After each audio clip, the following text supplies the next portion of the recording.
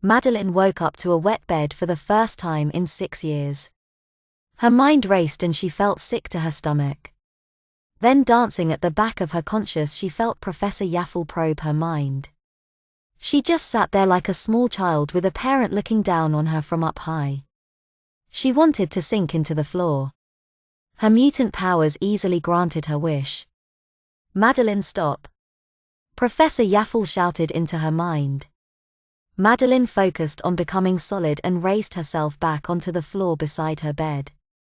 Please come up to my study once you have changed. Madeline removed her wet clothes and stuck on some sweats and a thick jumper which was so long she could have hid inside, which is what she wanted to do.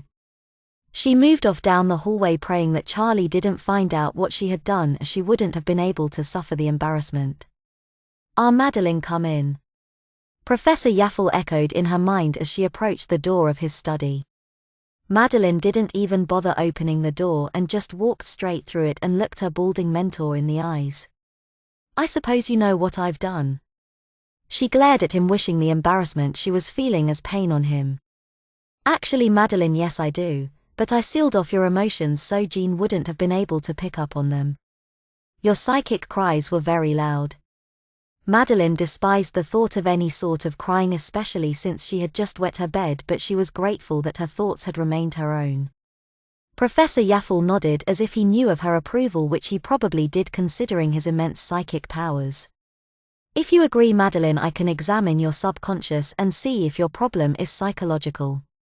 I don't think it is medical considering your higher than average scores in the danger room. Madeline nodded, unable to trust herself to speak. Then she felt a slight dancing presence at the back of her mind. It meandered its way through her thoughts until it disappeared from her perception. Then she felt herself tumbling. Her vision swam and her knees let go of all physical strength. She was 2 years old again. She had just been changed and was now wearing her satin yoke dress, the pink one with the white bows. She was 4 and had just come back from nursery. She had been asked if she had needed to go to the toilet but had said no. Now she was regretting it as she wet her pants on the bus into the city.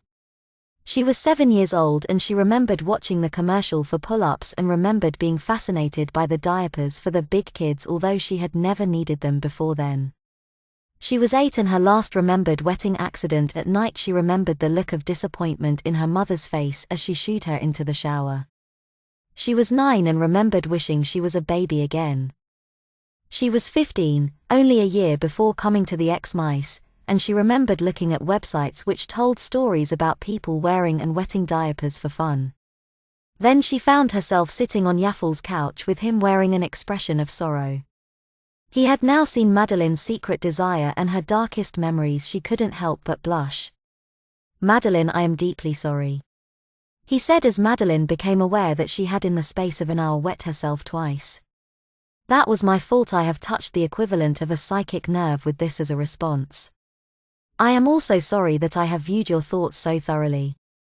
It appears that you are reacting to the shock and any probing will result in all related ideas of wetting being thrown up. It is entirely my fault. So what's wrong with me?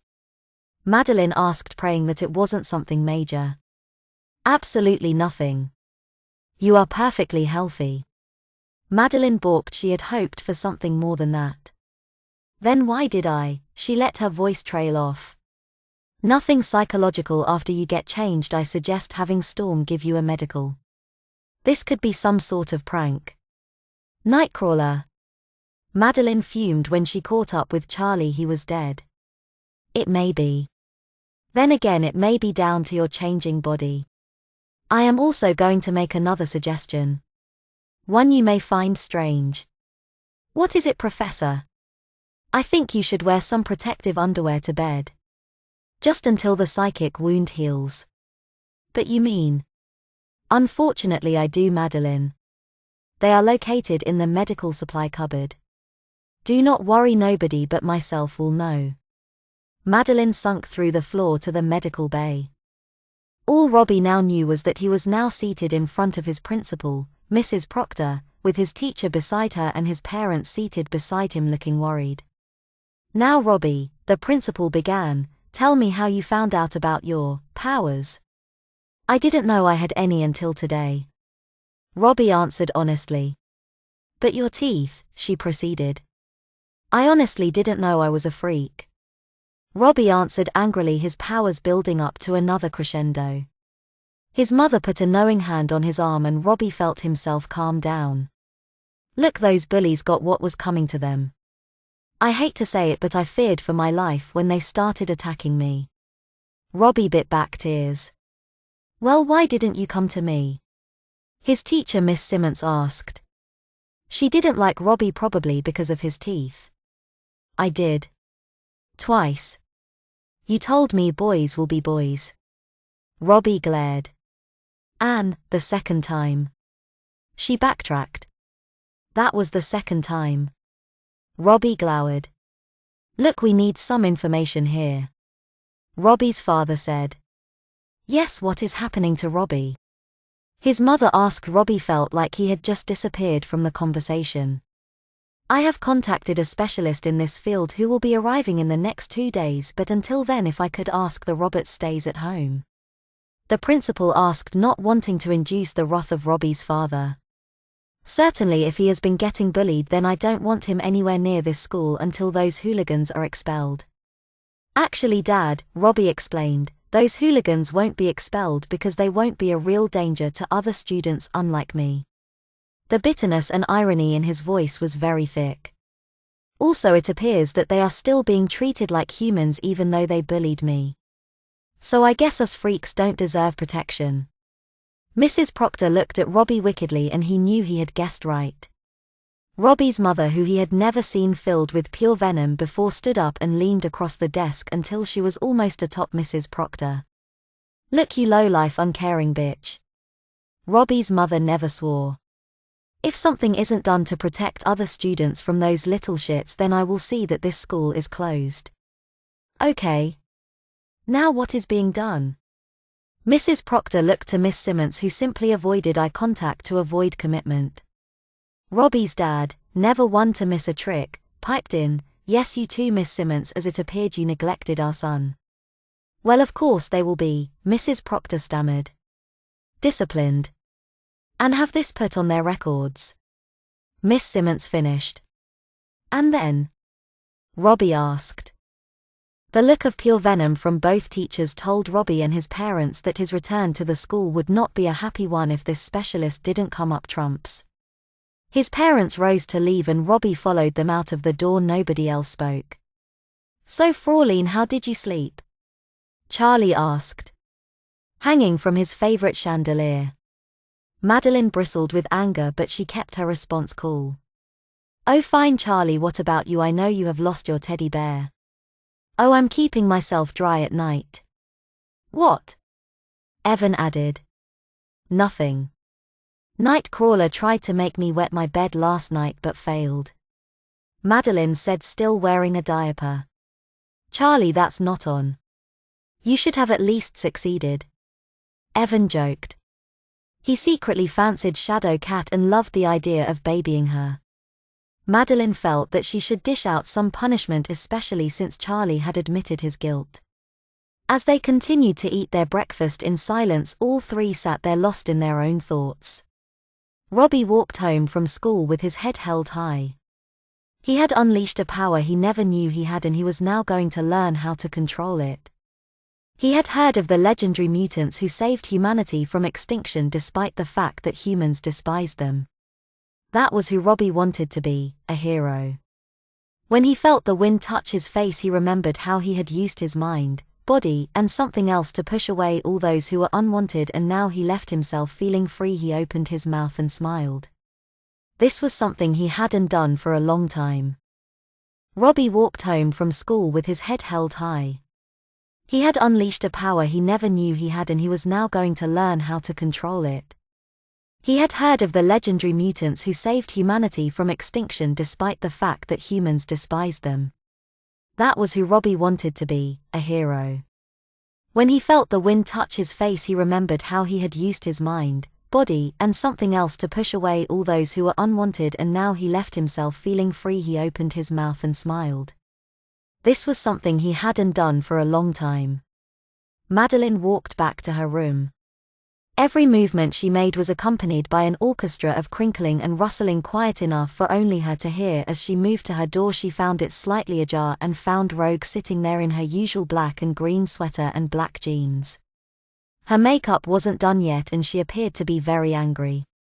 "Well, you sure took your sweet time," she drawled in her southern accent. "What is it, Rogue? I'm busy," Madeline asked. She wanted to experiment with her diaper before she had to go to class. "Professor Yaffle had selected you to go on this recruiting mission instead of me." "And?" Madeline feigned nonchalance when she didn't even know about the mission. "I was supposed to be going next, but it appears that the cat has got the cream again, sugar." "Look, Rogue, we both know that nobody can change the professor's mind, so why are you mad at me? He is taking you in the van with him whilst the rest of the team takes the Blackbird and checks out the anti-mutant factions." Madeline was rocked. This meant Professor Yaffle was keeping an eye on her. Maybe he was going to indulge her and let her wear a diaper all the time they were traveling. The thought of this made her feel weak at the knees. Rogue looked at Madeline and obviously decided that it wasn't worth pursuing, as she wasn't going to fight for it, so she stormed off to go and complain at Logan. Once she had gone, Madeline closed the door and locked it. She closed her curtains and moved over to her dresser. She pulled out the bottom drawer and pushed her hand in behind it. Carefully, so as to not make any noise, she pulled out 3 of the nighttime diapers. The white plastic-backed garment had soft gauze on the inside to make it more comfortable to wear, and Madeline had appreciated it. Although they didn't look very babyish, Madeline could change that with some ribbon and a pair of scissors. She pulled off her sweats and dropped them on a pile on the floor. She then pulled up all 3 diapers over the top of the one she was already wearing. Now she was very excited.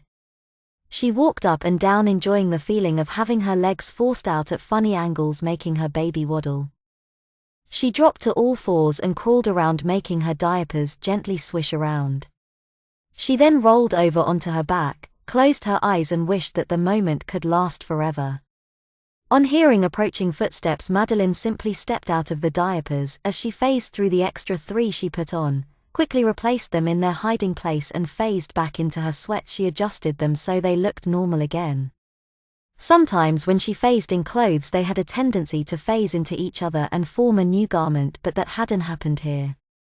As Madeline ran her hand over her padded rear, she wondered what other things she should buy to make her nursery complete. As she was a girly girl, her posters were fine, but she needed a changing table. Although her dresser would do because of its large solid oak shape, it didn't have a changing mat on it. Maybe she would just get one of those. She needed a pacifier too, a big comedy one and a little one. Some ribbon and baby patterns to make her diapers look the part, and maybe a couple of pairs of diaper covers. Plastic pants, rompers, bibs, bonnets, and everything else she needed would come later. All she needed was some money and a better hiding place. This would require some thought, but she had to get to school first and just hope that her diaper would go unnoticed. "It will, Madeline, don't worry." Professor Yaffle spoke into her mind. "I will ensure that nobody notices your underwear is different. Once again, I can only apologize for what I did to your body when I was trying to help you."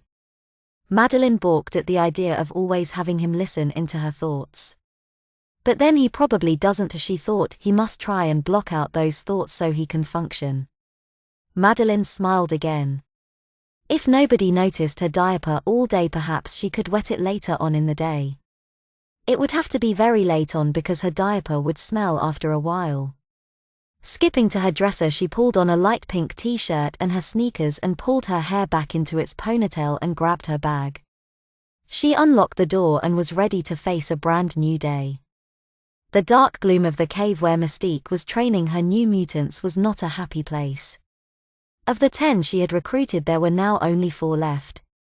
Shockwave, Vertigo, Hypnotic and Summon, all of whom had good strong powers, but only Shockwave was really offensive. How she longed for Avalanche and Quicksilver. They were good enough to stop bad planning, hampered them against Yaffle's children. Now she heard of a new mutant with the ability to push people back and forth with force. To smack people up against the wall, and if all the rumors were correct, smash them down again. She needed this mutant, whatever he was called.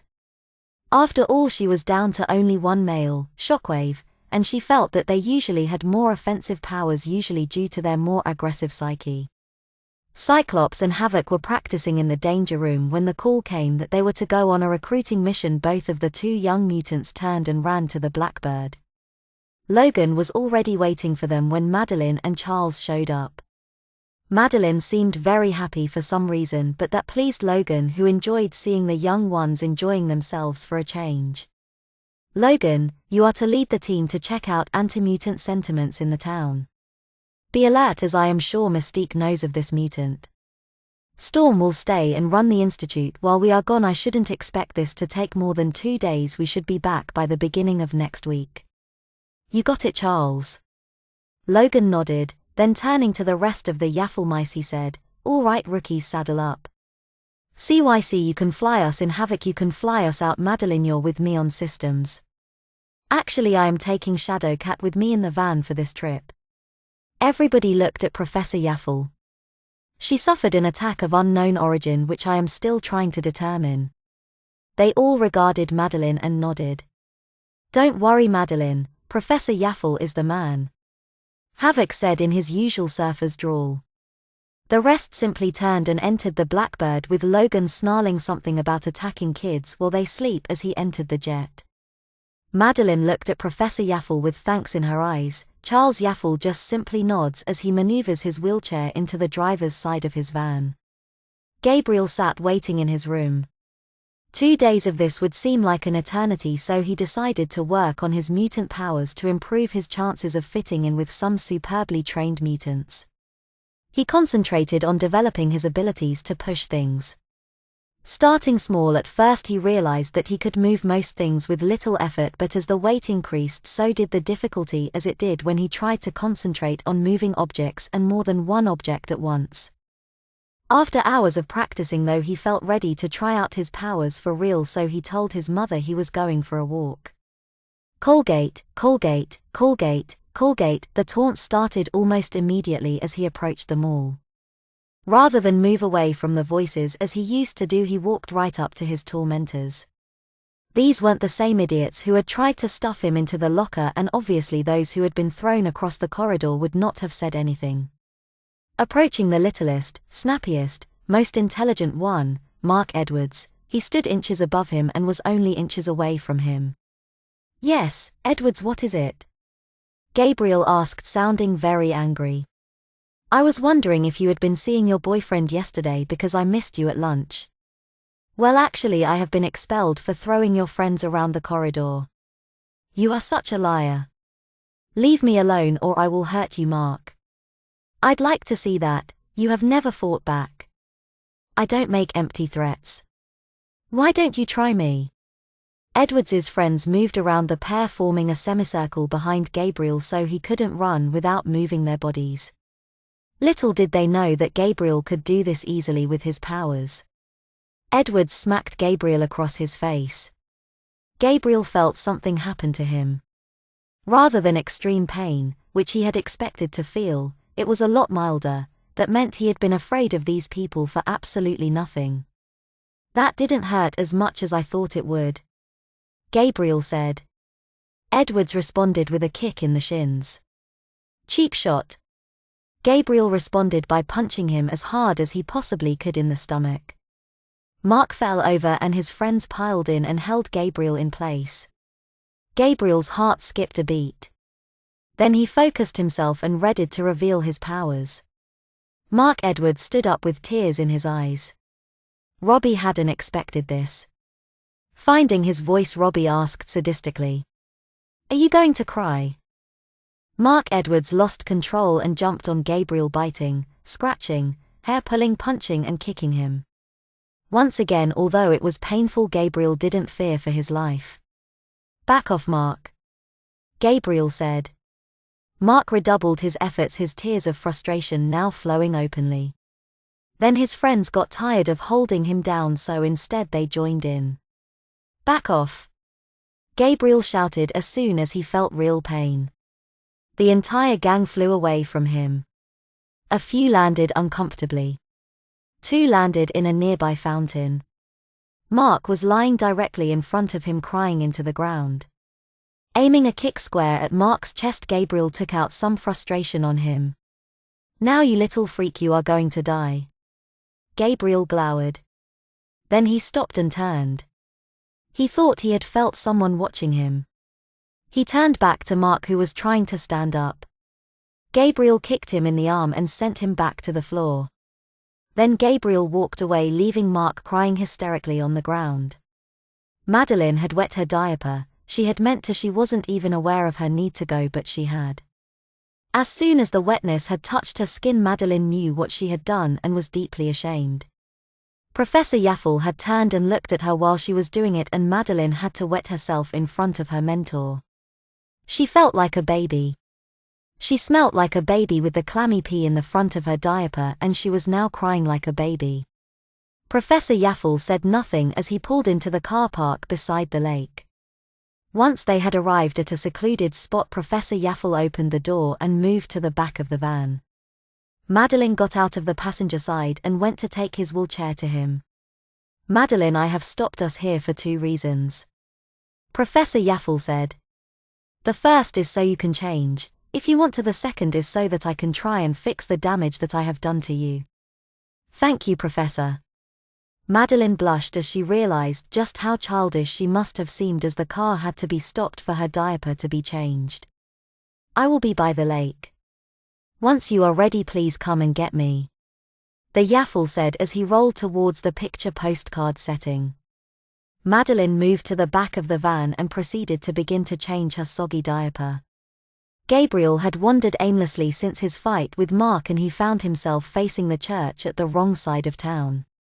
This was a place where he didn't want to be. The bad neighborhood was to his left. To his right was the lake. Gabriel could smell the burning tires from beside the lake bed. He turned and began to walk back to his house when he once again felt someone staring at him. Whirling around, he saw a cat streak across behind him. It was so black it looked blue when it ran. He laughed at himself for being so jumpy. There was no one following him. Mystique watched the awkward-looking mutant spin around. He was fast to have noticed her watching him. Once he turned back around, dismissing what he felt as whatever. She pulled her body into its human form. If her plan worked, he would come begging to her to help him.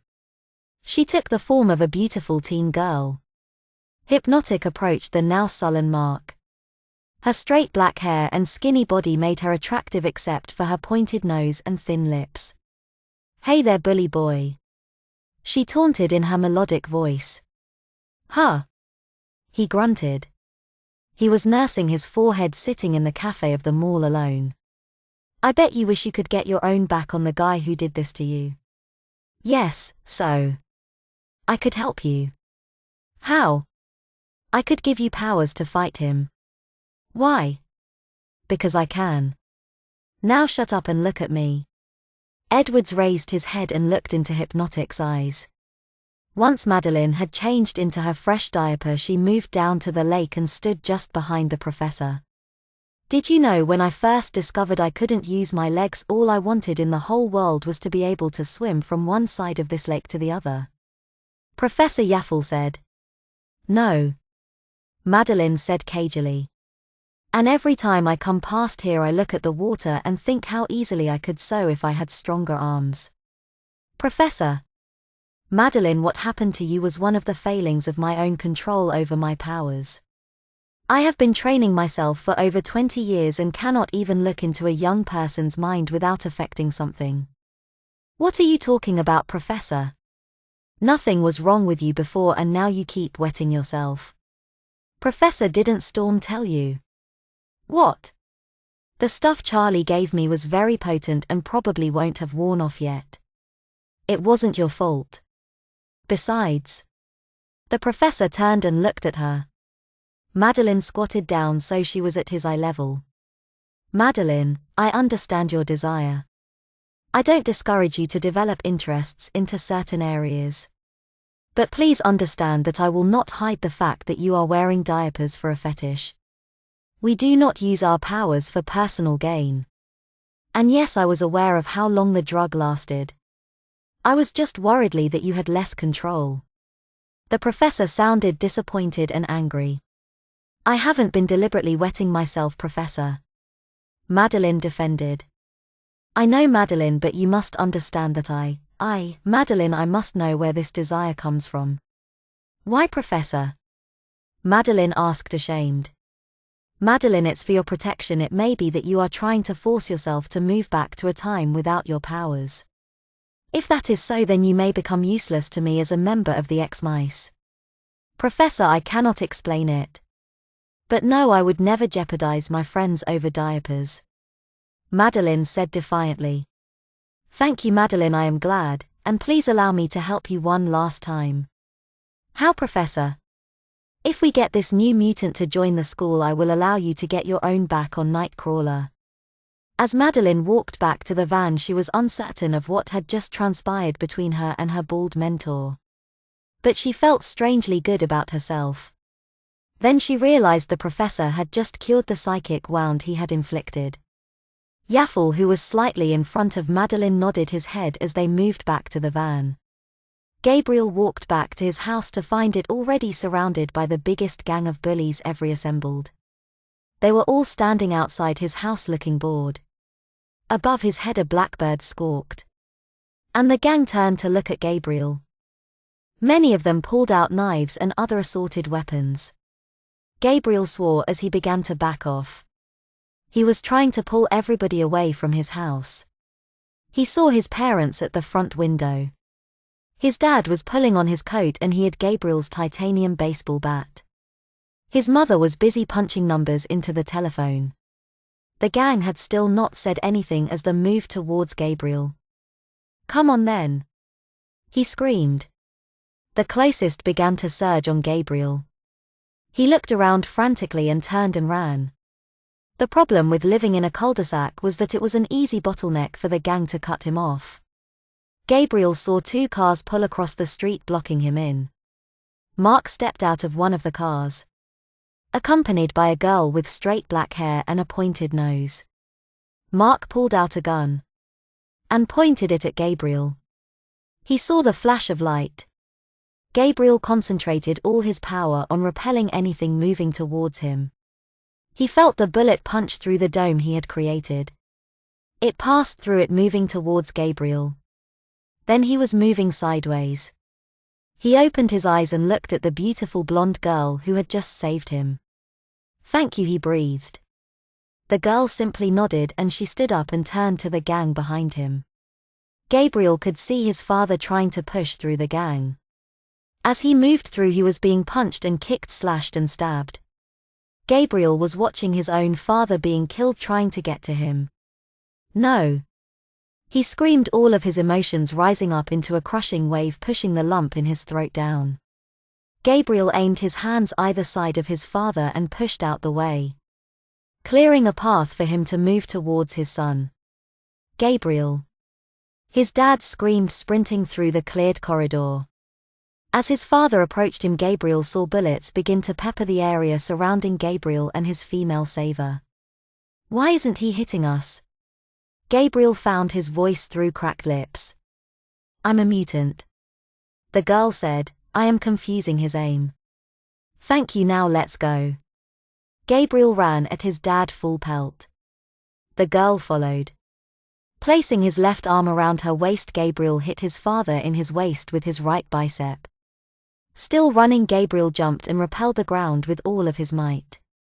He began to hurtle towards his house. Misjudging his aim totally, Gabriel smashed his face into the wall of his house. Cyclops put the blackbird down at the end of the street and saw that a gang of at least 60 had gathered. Wolverine turned to each of the Yaffle mice in turn.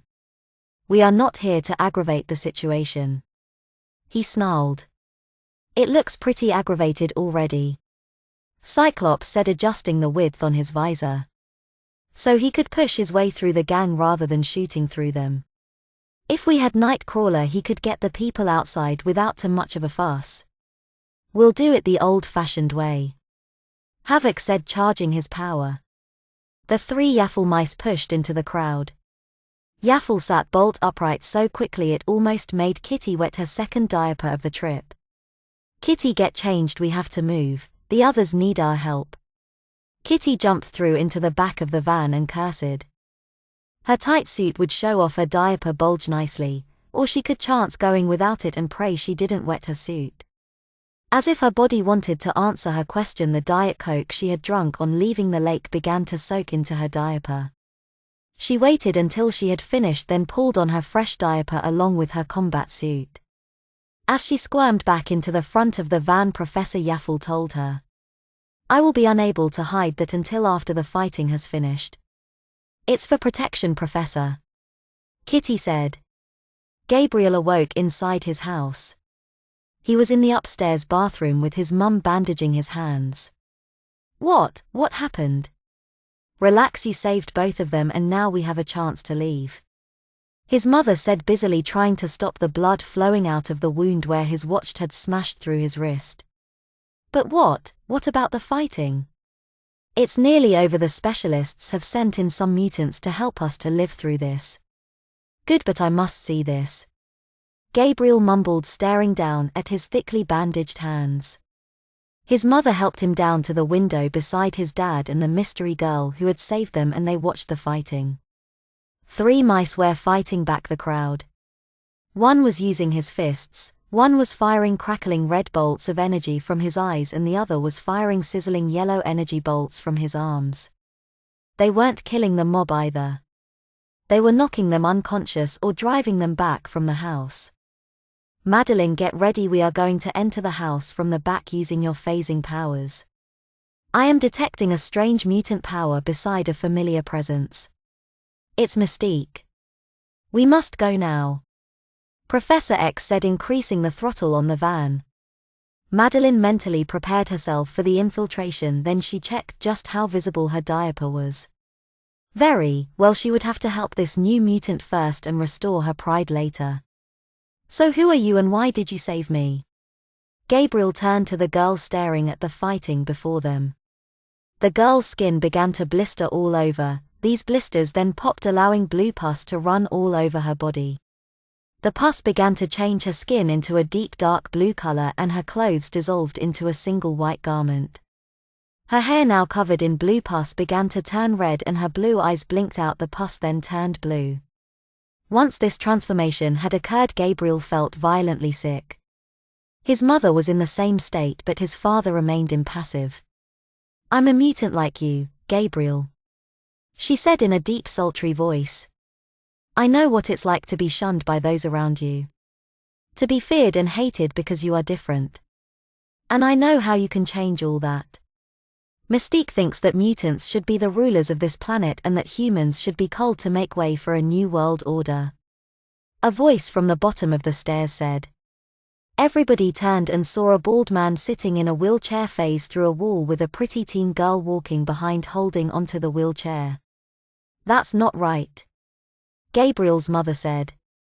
"Mystique just melted into a giant falcon and soared out of the window." "But she saved me," Gabriel said. "Yes, she also started this riot," Madeline said, consciously moving behind the professor to hide her diapered behind. "I am picking up Cyclops and the others outside. Madeline, please go and check to see if you could find where the last mutant signal is coming from. I am detecting something strange." Madeline cursed the professor. He was making sure that everybody saw her diaper, so she didn't enjoy wearing them anymore. She moved quickly to the window and then she saw what the professor was talking about. She saw the last mutant signature because she saw Mystique land beside a girl who jumped on her back, and they flew the last 2 meters to the car and then sped off into the distance. "Yes, Professor, I see the other mutant, a black-haired girl. They are moving into a car and escaping. The riot seems to be stopping," Madeline said, turning. She saw that everybody was staring open-mouthed at her behind. Madeline blushed red. Everybody seemed to shake his or her heads and then turn back to the professor. "Thank you, Madeline. I am Professor Charles Yaffle. I believe you called me about the development of mutant powers in your son." "That's right," Gabriel's father said. "He was being bullied at school when his powers came to the front. Apart from the slight discoloration to his teeth, we had no idea he was a mutant. Gabriel hated being talked about as if he wasn't there, so he turned to Madeline. Was this what it was like for you? Worse. She replied. I was pushed into a locker at school and fell through it. One of Mystique's goons tried to recruit me as well. That was before I met the professor. Excuse me, but where is your bathroom? Gabriel seemed to shake his head. Up there, first door on the right. Madeline moved upstairs. Once in the bathroom, she locked then door and took off her diaper. It wasn't wet, so Madeline used the bathroom and then phased her diaper into the space between the bath paneling and the tub itself. Then she refastened her suit and moved back downstairs. She could already hear Scott and Logan talking to the new mutant's parents, whilst she could see the professor talking to the mutant himself. Madeline, get ready, we are going to enter the house from the back using your phasing powers. I am detecting a strange mutant power beside a familiar presence. It's Mystique. We must go now. Professor X said, increasing the throttle on the van. Madeline mentally prepared herself for the infiltration, then she checked just how visible her diaper was. Very well, she would have to help this new mutant first and restore her pride later. So who are you and why did you save me? Gabriel turned to the girls staring at the fighting before them. The girl's skin began to blister all over. These blisters then popped, allowing blue pus to run all over her body. The pus began to change her skin into a deep dark blue color and her clothes dissolved into a single white garment. Her hair, now covered in blue pus, began to turn red and her blue eyes blinked out. The pus then turned blue.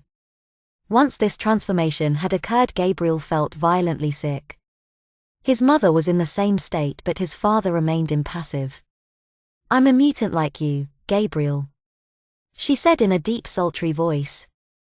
I know what it's like to be shunned by those around you. To be feared and hated because you are different. And I know how you can change all that. Mystique thinks that mutants should be the rulers of this planet and that humans should be culled to make way for a new world order. A voice from the bottom of the stairs said. Everybody turned and saw a bald man sitting in a wheelchair phase through a wall with a pretty teen girl walking behind holding onto the wheelchair. That's not right, Gabriel's mother said. Mystique just melted into a giant falcon and soared out of the window. But she saved me, Gabriel said. Yes, she also started this riot, Madeline said, consciously moving behind the professor to hide her diapered behind. I am picking up Cyclops and the others outside. Madeline, please go and check to see if you could find where the last mutant signal is coming from. I am detecting something strange. Madeline cursed the professor. He was making sure that everybody saw her diaper, so she didn't enjoy wearing them anymore. She moved quickly to the window and then she saw what the professor was talking about. She saw the last mutant signature because she saw Mystique land beside a girl who jumped on her back, and they flew the last 2 meters to the car and then sped off into the distance. Yes, Professor, I see the other mutant, a black-haired girl. They are moving into a car and escaping. The riot seems to be stopping, Madeline said, turning. She saw that everybody was staring open-mouthed at her behind. Madeline blushed red. Everybody seemed to shake his or her heads and then turn back to the professor. Thank you, Madeline. I am Professor Charles Yaffle. I believe you called me about the development of mutant powers in your son. That's right, Gabriel's father said. He was being bullied at school when his powers came to the front. Apart from the slight discoloration to his teeth, we had no idea he was a mutant. Gabriel hated being talked about as if he wasn't there, so he turned to Madeline. Was this what it was like for you? Worse, she replied. I was pushed into a locker at school and fell through it. One of Mystique's goons tried to recruit me as well. That was before I met the professor. Excuse me, but where is your bathroom? Gabriel seemed to shake his head. Up there, first door on the right. Madeline moved upstairs. Once in the bathroom, she locked then door and took off her diaper. It wasn't wet, so Madeline used the bathroom and then phased her diaper into the space between the bath paneling and the tub itself. Then she refastened her suit and moved back downstairs. She could already hear Scott and Logan talking to the new mutant's parents whilst she could see the professor talking to the mutant himself. Excellent. Then it's decided. Madeline will come back with us in the van. Logan will take his contingent with him back in the Blackbird. This should ensure that there will be no more rioting in the street, especially if they see Gabriel leave just now. How quickly can you pack? He has already. Gabriel's mother said, moving through to speak to her son. Excellent. The professor concluded, and Gabriel's father moved up the stairs to his bedroom. It dawned on Gabriel for the first time, he would be leaving his parents, his hometown, and everything he had known for 16 years today. He would no longer know exactly how long it would take for him to move from one side of the town to the other. Or every shortcut to every location in town. With this thought, he looked at his mother. He moved over shyly to her. Unwilling to display all the emotions he felt in front of these battle-hardened mutant warriors that he hoped he would become. He needn't have bothered. His mother grabbed him with both hands, and with tears in her eyes she could only whisper, "Good luck," to her departing son. Gabriel's father witnessed this show of emotions from the stairwell and could just about contain the lump in his throat that had risen and threatened to cut off his air supply. Gabriel saw his dad. The man who had raised him, taught him just about everything, and the man who had been willing to risk his own life to save him. Gabriel moved over and hugged him. "Thank you. Thank you for everything," Gabriel said. "I know, son, now get going, you have a long trip ahead of you. Remember, if things don't work out you can always come home," his mother added. Now she was crying. "I understand," was all Gabriel could manage to say as he picked up his suitcases and walked out the front door. Madeline and the professor followed him, then Logan, Scott, and Havoc in a slow procession, leaving Gabriel's home behind them. Gabriel sat in the passenger's seat of the van and watched the countryside roll past, washing away the familiar and putting the unknown in its place. He sat silently, for he had nothing to say. His family were behind, and now he had only 2 suitcases of clothes, no reminders of his past, just his clothes, which he had taken with him. Madeline sat in the back of the van and squirmed. On returning to the van, she had decided not to put on any more diapers. This new guy was kind of cute, even with his nose slightly damaged and the swelling above his eye which he hardly seemed to notice. She guessed it was his brooding, dark looks that had her so entranced. At the institute all the guys tried to be like Scott, the hero, all the time. That was endearing, but this guy, everybody likes a bit of darkness to the hero. And here it was, sitting in the seat in front of her. Then Madeline felt it. She was doing it again. Wetting herself, with no diaper on and with a guy she liked the look of sitting in front of her. Turning herself around, she took one of the diapers out of the medical supply box which the professor had put in the van for her. She phased out of her underwear and into her diaper. Although it would do no good with the stain that would no be present on her X-Mice uniform. Gabriel turned to the professor. "What did you say?" he asked before slumping on the chair asleep. "Thank you, Professor," Madeline said, as she began to change into her sweatpants and pink t-shirt. Mystique turned to the communicator. "I know what I saw." She defiantly was wearing them. The shadowed form of Magneto stared back. "You are sure you saw Shadow Cat wearing diapers?" "An X-Man wearing diapers? Why on earth would Charles allow this? Unless it was an attack of some kind, we must act quickly to press this advantage. Get pictures of this. Then send Toad to distribute them. I will concentrate on how we can press this further.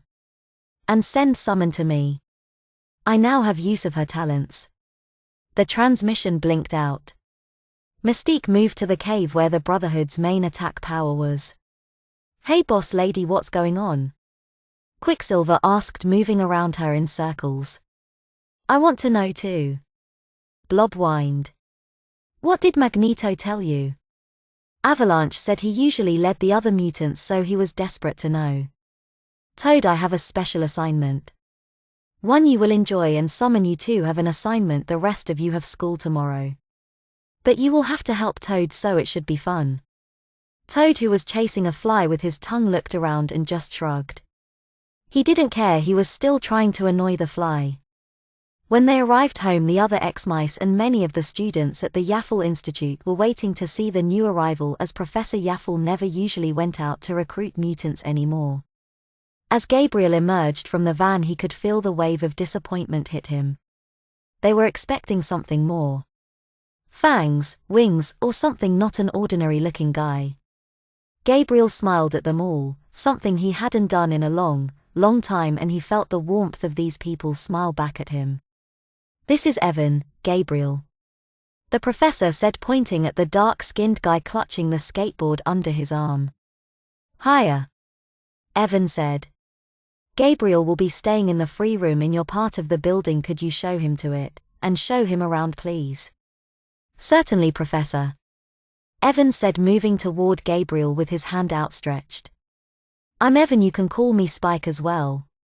"Okay, Spike as well," Gabriel joked as Evan eyed him suspiciously. "You're going to fit in just fine. So my assignment is to take photos of Madeline Pride?" "That's fantastic, boss lady, you really are a lot better than I give you credit for," Toad said before being side-kicked into a wall. "Shut up and listen, worm. You will do this assignment, the rest of you will make sure that the rest of the X-Mice are kept too busy to do anything to help her. Shockwave, I want you to find the new mutant and see just how strong his powers really are. If he lets his emotions rule him like I think he does, then we have a huge weakness to exploit. Now get to it." "Sure thing, boss lady," Toad said, rubbing his shoulder. Gabriel awoke with a start. Well, almost he hadn't really slept. His mind was in turmoil. Every time he closed his eyes, he could see his father pushing through the crowd, getting slashed and clubbed as he tried to save him. Gabriel couldn't help but wonder what he would have done if the X-Mice hadn't stepped in. No, actually he knew the answer to that question.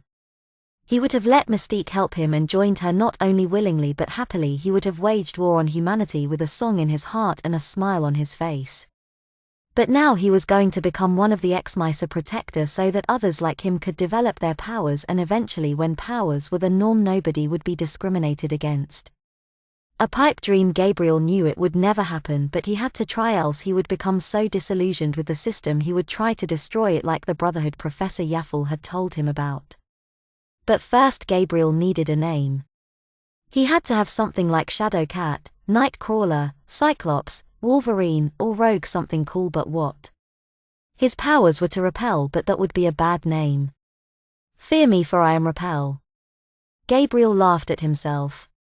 No, he wanted something better. "Why not Force?"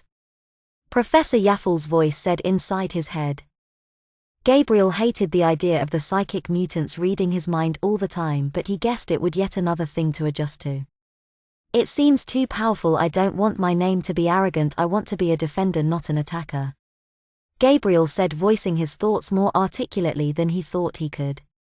"Well, there is a question that only you can answer. Perhaps speaking to Storm could help. She is very wise in matters of the heart."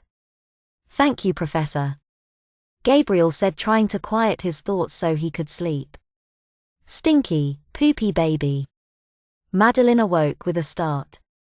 Rogue's voice had sounded so real, but it was just a dream. Sure, it was Sugar.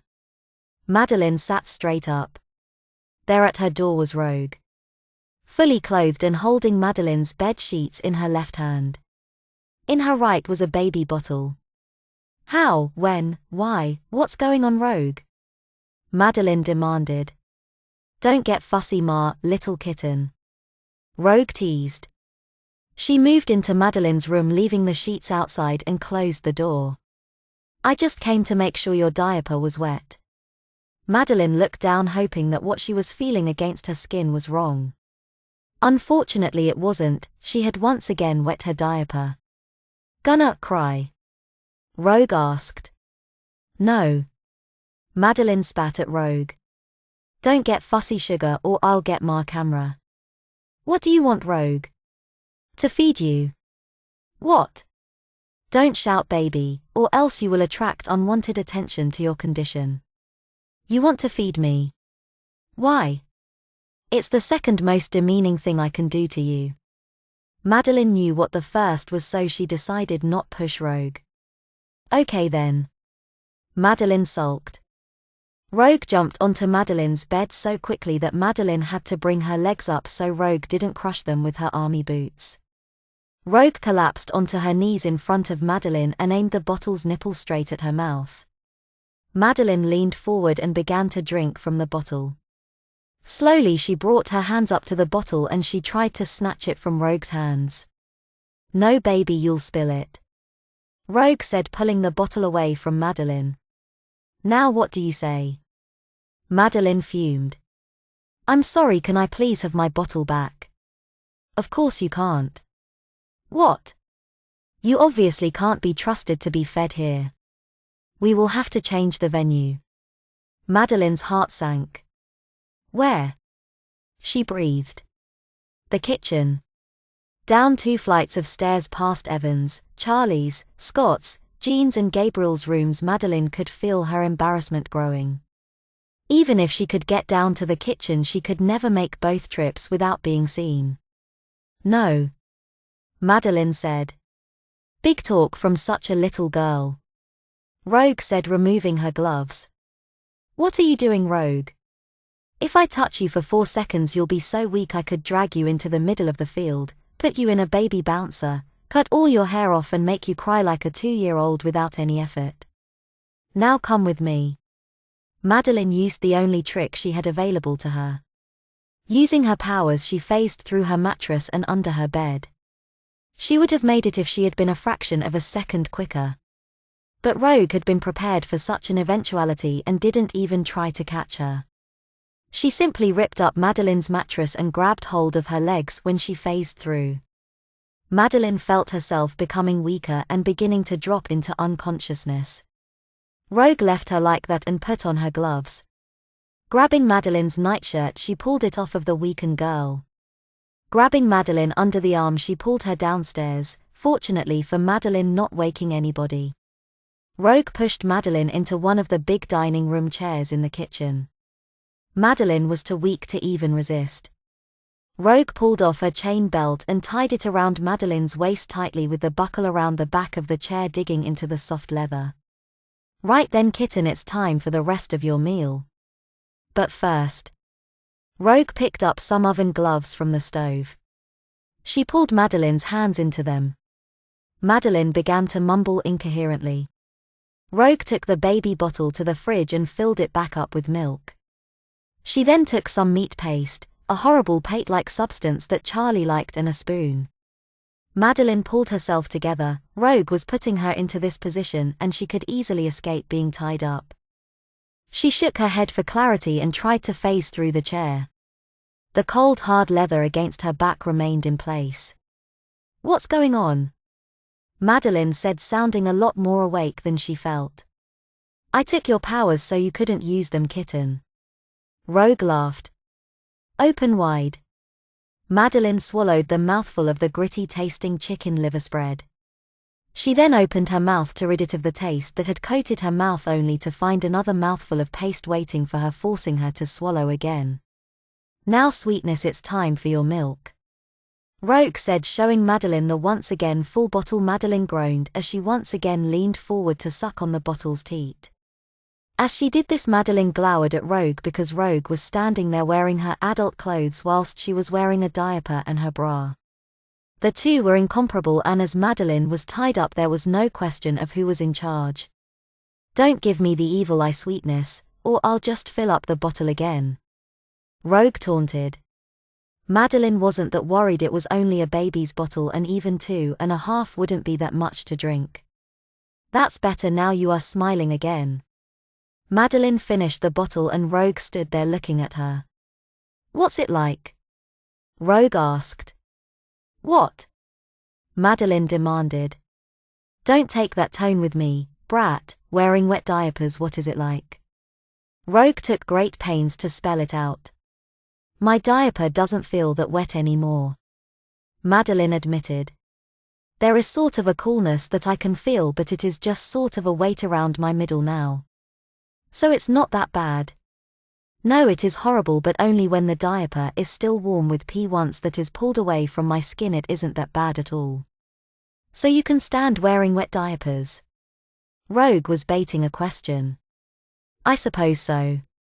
Madeline said, more anxious to get out of this chair than play 20 bloody questions.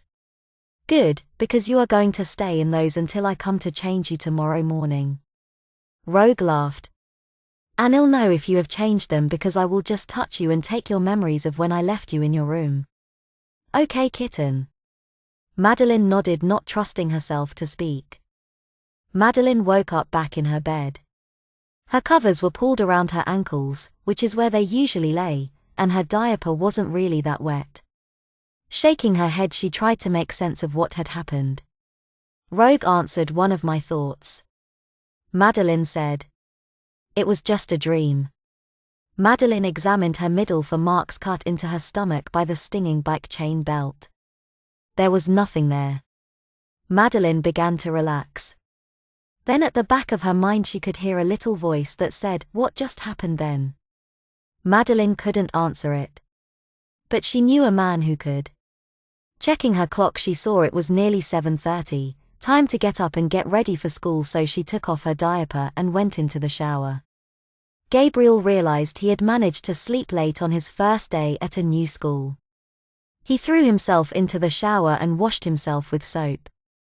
Once again he cursed himself for only packing clothes, and he threw on a grey hooded sweatshirt and a pair of black jeans. He stopped as he passed the mirror on the reverse of his cupboard door. What he saw in the mirror he didn't like. It was the quiet, timid, scared and bullied boy who had left his school in a state of panic Thursday. That wasn't him anymore. He pulled off his clothes and searched his bag for something he liked. Pulling out a pair of brown cords, a smoky grey shirt and a black top, Gabriel changed his appearance. He looked cocky, maybe too much so. This is how force would look, and Gabriel didn't know if he was force yet. What the hell, let's go. Gabriel puffed out his chest, put his head back and walked out to face his new school life as one of the ex-mice. Gabriel was really surprised to find his fellow ex-mice still eating at the table when he walked into the kitchen. Hey sugar. Rogue said happily. Yo man. Evan said, not even looking up from his cereal. There was a blue-skinned mutant hanging from his tail eating a bowl of cereal, and it took Gabriel a second to remember his name, Nightcrawler, Charlie. Madeline sat at the opposite side of the table from Rogue and was staring at her intensely. Gabriel would have to figure out what was going on there. It must have been because she was the first person on the team he had met, not counting the professor, but he felt a certain kinship between the two, as if they shared the same secret. Are you going to sit down or eat your breakfast standing up there? Rogue quipped cheerfully. I thought I was late. Gabriel said, confused. For what? Evan asked. For school. You said we had it on Saturdays. Yes, we do. Charlie explained. But it starts at 10 and finishes at 12. It's only really us mutants there as well. Because we miss so much school disappearing off on missions. Scott finished from behind Gabriel. And the Brotherhood from trying to stop us. Jean said, attached to Scott's arm. Gabriel had never seen the two apart, but then he had only seen them twice. No, we can separate when we want to. Jean said. I really don't like it when people read my mind. Gabriel said. People, let's just eat breakfast. Charlie said, dangling with intent. The ex-mice took their seats with their latest recruit. You see Logan, he does fit in. Charles said, turning to Wolverine. He was standing impassively staring at the single monitor, watching the pictures being beamed back. I don't know, he seems very bleak in his outlook. Logan said, staring deep into the boy's eyes. He managed to keep an entire school's worth of attackers at bay with no training of his powers. He is also a lot like yourself, Logan. Charles moved his chair to face Logan. What do you mean? He is a loner just like you. But I don't think it was by choice. Neither was yours, Logan. Please give the boy a chance. He is still trying to come to terms of leaving his home behind. Perhaps you could talk to him later. Perhaps. The silence was deafening as they all sat around the table eating their breakfasts. Gabriel for one didn't care for the silence, so he piped up after swallowing his mouthful of cereal. I forgot to bring some toiletries with me. Is there anywhere I could go to pick them up? Sure there is. I can take you after school if you'd like. Scott suggested. That'd be fine. Thank you. So Gabriel, Charlie started. Have you thought up, a name yet? I think so. Gabriel shrugged. Good. What? Rogue leaned forward as if sharing a secret. I will tell you once I find the name I consider most appropriate. Gabriel said, suddenly defensive. What if the name was too much? What if it was really lame? Madeline sat in silence, brooding. She couldn't tell if Rogue knew about her dream, or if somebody else had caused it, but every time she caught Rogue's eye the Southerner wrinkled her nose at her and then turned away. Something wasn't right. Why are you fidgeting like that, Sugar? Do you need somebody to help you eat your breakfast? Rogue teased, snapping Madeline's attention around to her. Looking at Rogue's self-satisfied smile, Madeline knew that Rogue knew. No, Rogue, unlike you, I can feed myself. Madeline snapped back. Easy, Sugar, no need to throw a tantrum. Rogue was teasing Madeline openly. The rest of the table stared open-mouthed at the two girls who were clearly arguing about more than breakfast. Calm down, ladies. Scott said, trying to put enough authority into his voice to bring the girls back down to earth. Back off. Both girls turned and hissed at him. I was going to call myself that. Gabriel said quietly. He became the center of attention again. Why? Jean asked softly. It was the first words I spoke when I discovered my powers. Gabriel said he was still a little bit uncomfortable talking about the subject, so he stopped there. And dropped his head. What happened? The whole table seemed to say, with nobody saying at all. I was being bullied by these boys at my school. They called me names because of my teeth. Stupid names, names that weren't even insulting, but after a while I couldn't stand them. They called me Colgate, and then when my mum bought that kind of toothpaste I contemplated suicide. That's when my father came in. I owe him my life, but not because he conceived me, but because he believed in me and didn't tell my mother. He protected me, he did everything he could to help. Then one day I decided to fight back. The bullies were supposed to stop when I did that. Instead they picked on my friends, who found they stopped when they stopped being my friends. They made me alone. Even if I fought back, it was always me against all of them. Gabriel stopped, raised his head and found his new housemates staring back at him with empathy, even low. No, they didn't know him that well. Madeline stood up and moved to Gabriel. She took his hand in hers and held it up. Please, Gabriel, go on. She breathed. Then at the beginning of the week, every time I got angry with the bullies, I got stronger. Not a lot at first, but enough to make me feel a little less of a victim. Then on Thursday they tried to stuff me into a locker. I fought back. They tried harder. I fought back with every fiber of my being. Then at that point, when I had used up all my power, when I had nothing else but my emotions and blood to give, I found a new power source. When they dragged me in, I gave everything to this new power. I fed it every drop of my mind, body and soul. The last thing I remember about feeling wholly human at that last point was shouting back off. From then on I have been feeling ever since I got here. And that is? Scott asked. I don't know who I am anymore. That's why I need to find a new name that I deserve. Not what I want. It's simple, Gabriel. You are now one of the X-Mice, and for just now that's all the name you need. Jean said. She filled her mind with warmth and confidence and allowed it to radiate to Gabriel. But she saw it wasn't needed. He was taking all of his comfort from the physical contact with Madeline. Now, if you will excuse me, Gabriel said, untangling his hand and moving away to the toilets, tears filling his eyes. The rest of the X-Mice returned to their eating, their own thoughts suddenly overtaken them. They still had an hour after finishing breakfast before they had to go to school, so Jean went to Robbie's room to see if he still needed comforting. Although she loved Scott, the bad thoughts and feelings that burned forth from other people occasionally got her down, so she tried to be as nice to people, without being a doormat. She wanted people to have positive emotions, not be able to push her around because she was so nice. Knocking on the door, she began to turn the handle. "Robbie," she said quietly. Now she had started turning the handle, she suddenly tensed up her hand, reluctant to open it any further. "Come in," he replied, his voice having almost returned to normal. "I just came to see if you were all right," Jean said, opening the door fully. Robbie's room was decorated exactly the same as Jean's before she had repainted. The walls were a creamy off-white and there was a single bed in the middle of the room. The windows at the far wall, opposite the door, lead out onto a small balcony, and Jean could see Gabriel sitting along the thick balcony rail with his back against the wall. "You said a very personal thing just now. I was just wondering why." Jean began in the middle of her thought process because Gabriel hadn't moved since she had entered the room. "I don't know. It's because I want to fit in. But I'm afraid, at my last school where I was myself, I was bullied. But here the thing I was bullied for is to my advantage.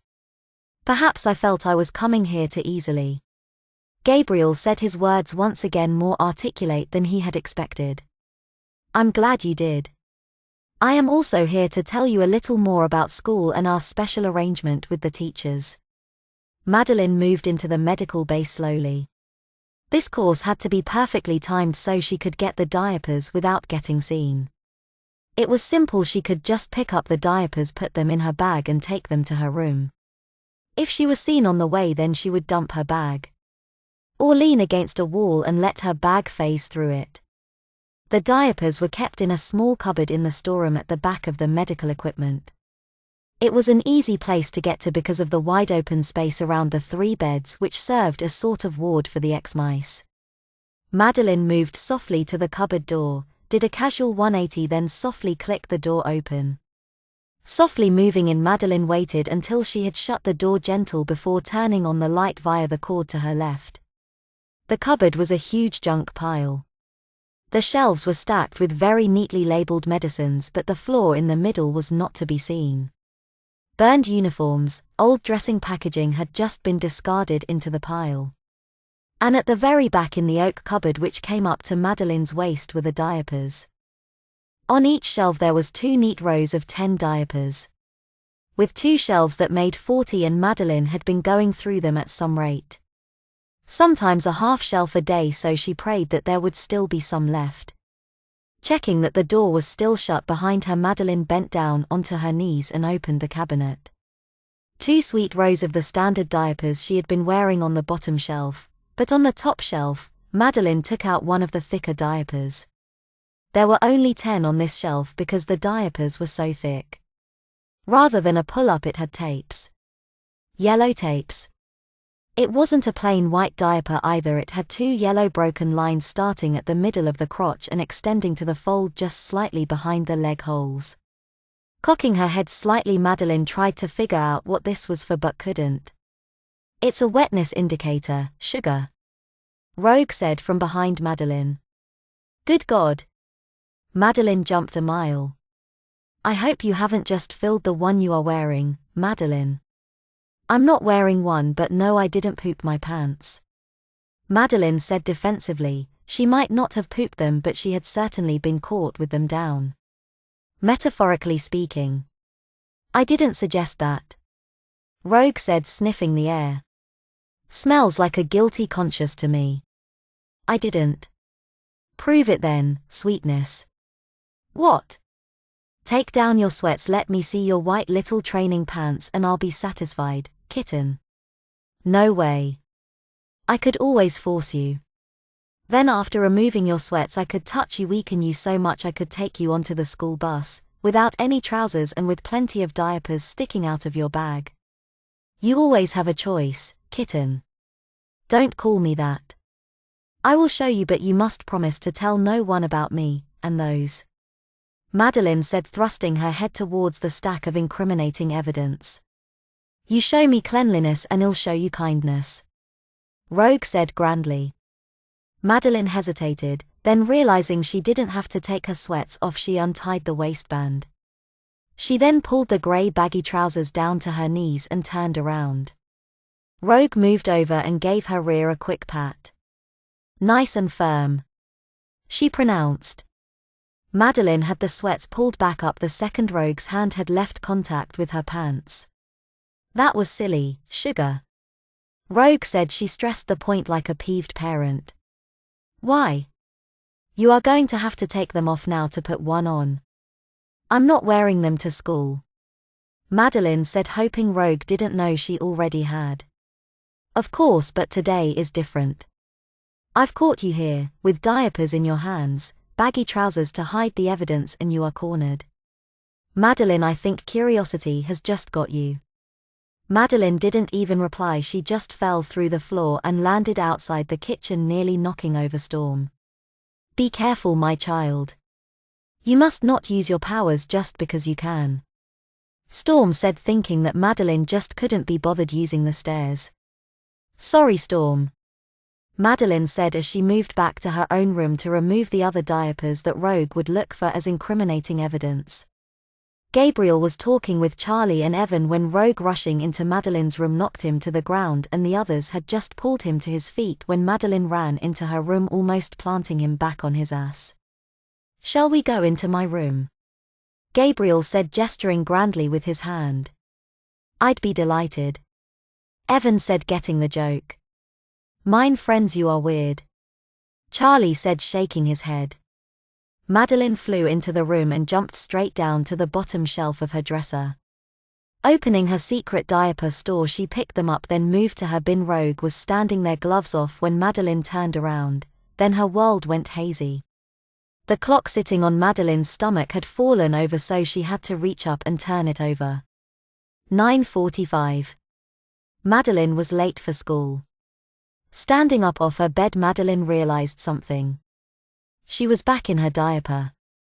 Not the wet one from this morning, but another one of the pull-up variety, and because she had been wearing to bed now, it didn't feel as like she was wearing one because it was dry. Removing her diaper, Madeline moved to her top dresser drawer. Pulling it open, Madeline went to take out some underwear, only to find that it was full of diapers. Turning around, Madeline caught a glimpse of herself in the mirror. Madeline hesitated, then realizing she didn't have to take her sweats off, she untied the waistband. She then pulled the grey baggy trousers down to her knees and turned around. Rogue moved over and gave her rear a quick pat. Nice and firm, she pronounced. Madeline had the sweats pulled back up the second Rogue's hand had left contact with her pants. That was silly, sugar, Rogue said. She stressed the point like a peeved parent. Why? You are going to have to take them off now to put one on. I'm not wearing them to school, Madeline said, hoping Rogue didn't know she already had. Of course, but today is different. I've caught you here, with diapers in your hands, baggy trousers to hide the evidence, and you are cornered. Madeline, I think curiosity has just got you. Madeline didn't even reply, she just fell through the floor and landed outside the kitchen, nearly knocking over Storm. Be careful, my child. You must not use your powers just because you can, Storm said, thinking that Madeline just couldn't be bothered using the stairs. Sorry, Storm, Madeline said as she moved back to her own room to remove the other diapers that Rogue would look for as incriminating evidence. Gabriel was talking with Charlie and Evan when Rogue, rushing into Madeline's room, knocked him to the ground, and the others had just pulled him to his feet when Madeline ran into her room, almost planting him back on his ass. Shall we go into my room? Gabriel said, gesturing grandly with his hand. I'd be delighted, Evan said, getting the joke. Mine friends, you are weird, Charlie said, shaking his head. Madeline flew into the room and jumped straight down to the bottom shelf of her dresser. Opening her secret diaper store, she picked them up, then moved to her bin. Rogue was standing there, gloves off, when Madeline turned around. Then her world went hazy. The clock sitting on Madeline's stomach had fallen over, so she had to reach up and turn it over. 9:45. Madeline was late for school.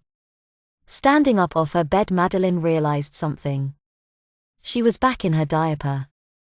Not the wet one from this morning, but another one of the pull-up variety, and because she had been wearing to bed now it didn't feel as like she was wearing one because it was dry. Removing her diaper, Madeline moved to her top dresser drawer. Pulling it open, Madeline went to take out some underwear. Only to find that it was full of diapers. Turning around, Madeline caught a glimpse of herself in the mirror. She was wearing black tights, a short black skirt, a black and white Guinness top, and her hair was in bunches. Her makeup had been done to make her look like a cat, with the tip of her nose black and whiskers painted along her cheeks. Around her wrist was a piece of dark green cloth that Rogue liked to wear. Untying it, a small piece of paper landed at Madeline's feet. Picking it up, Madeline saw that it read, "Got you, Rogue." "No problem," Madeline declared to herself in the mirror. "I'll just get my clothes from Rogue's room, then get a lift to school with Logan," she said, turning to her makeup on top of the dresser for a removal wipe. She unfortunately didn't see that her skirt was tucked into the top of her tights and that her ass was clearly visible to all. Now fresh-faced, Madeline started for Rogue's room before realizing she'd forgotten to check to see if she still had her sweatpants hanging in her closet. She could have saved herself the trip, because deep down the logical part of her brain was screaming "no," despite the idiot's optimism she felt. She moved past some of the other students who were just waking up on another lazy Saturday morning, and Bobby Drake, Iceman, whistled at her behind as she moved past. Blushing uncontrollably but glad she had removed her diaper, Madeline sorted her skirt as she moved into Rogue's corridor. Madeline didn't even bother to open the door, they just walked to the oak barrier and began to phase through. Pushing her hand against the wood, she felt a slight resistance, as she always did at first. Then the microns at the tips of her nails pushed through the wood, then her nails, then her fingers, then her hands, and then she was through. And falling. Rogue was nobody's fool, and she had proved it by leaving a tripwire about 15 centimeters in front of the closed door. Anybody opening the door would have pulled down the tripwire, but to Madeline it was as if there was no door, and because she was concentrating on moving her body out of the oak, she had tripped over the electrical flex. A post-it note stuck on the foot of Rogue's bed just at Madeline's eye level told her, "Babies can't walk, so you must be a baby to read this. How wet is diaper?" Madeline stood up and brushed herself down. Her clothes weren't lying anywhere obvious, and after a quick check, Rogue's cupboards were bare. Madeline was stuck in these clothes. "I could try and borrow somebody else's," Madeline said to herself. "Madeline." She could hear the professor's voice. "Hurry up or you will be late for class." Sighing, Madeline moved back to her room to get her bag. "A new look, kid," Logan growled as Madeline hopped onto the back of his motorbike. "An unfunny joke of Rogue's," Madeline said as they roared off towards the school. As Logan pulled into the school car park, Madeline drew a few envious looks. She didn't notice that she also drew a few looks herself. Her new look certainly finding favor with the males that saw her. She saw Rogue standing at the door to the school waiting for her. Rogue was talking animatedly with Gabriel. "So she is trying to get him as well," Madeline mused. "You talking to me, kid?" Logan asked, not quite hearing properly. "No, just thinking out loud." "Thank you, Logan," Madeline chirped as he turned the motorcycle around and headed into town. Now Madeline just had to figure out how to get Rogue back.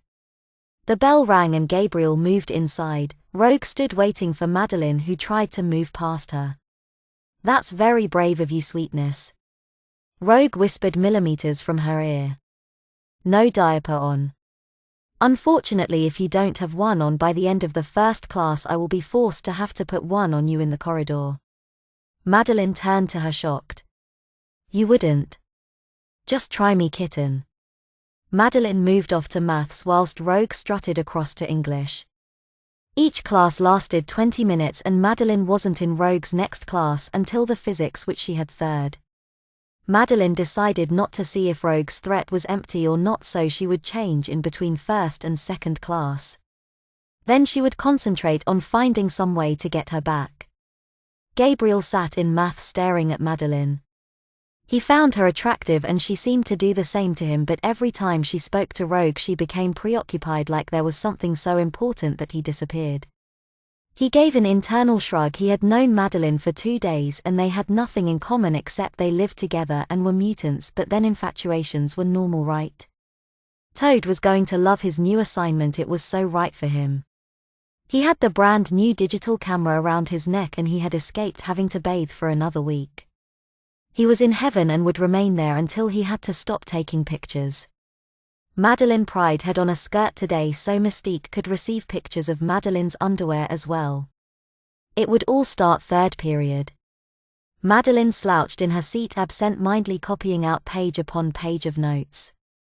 She wondered what would happen if she didn't comply with Rogue's demands. Would the Southern Belle try to diaper her in front of everybody?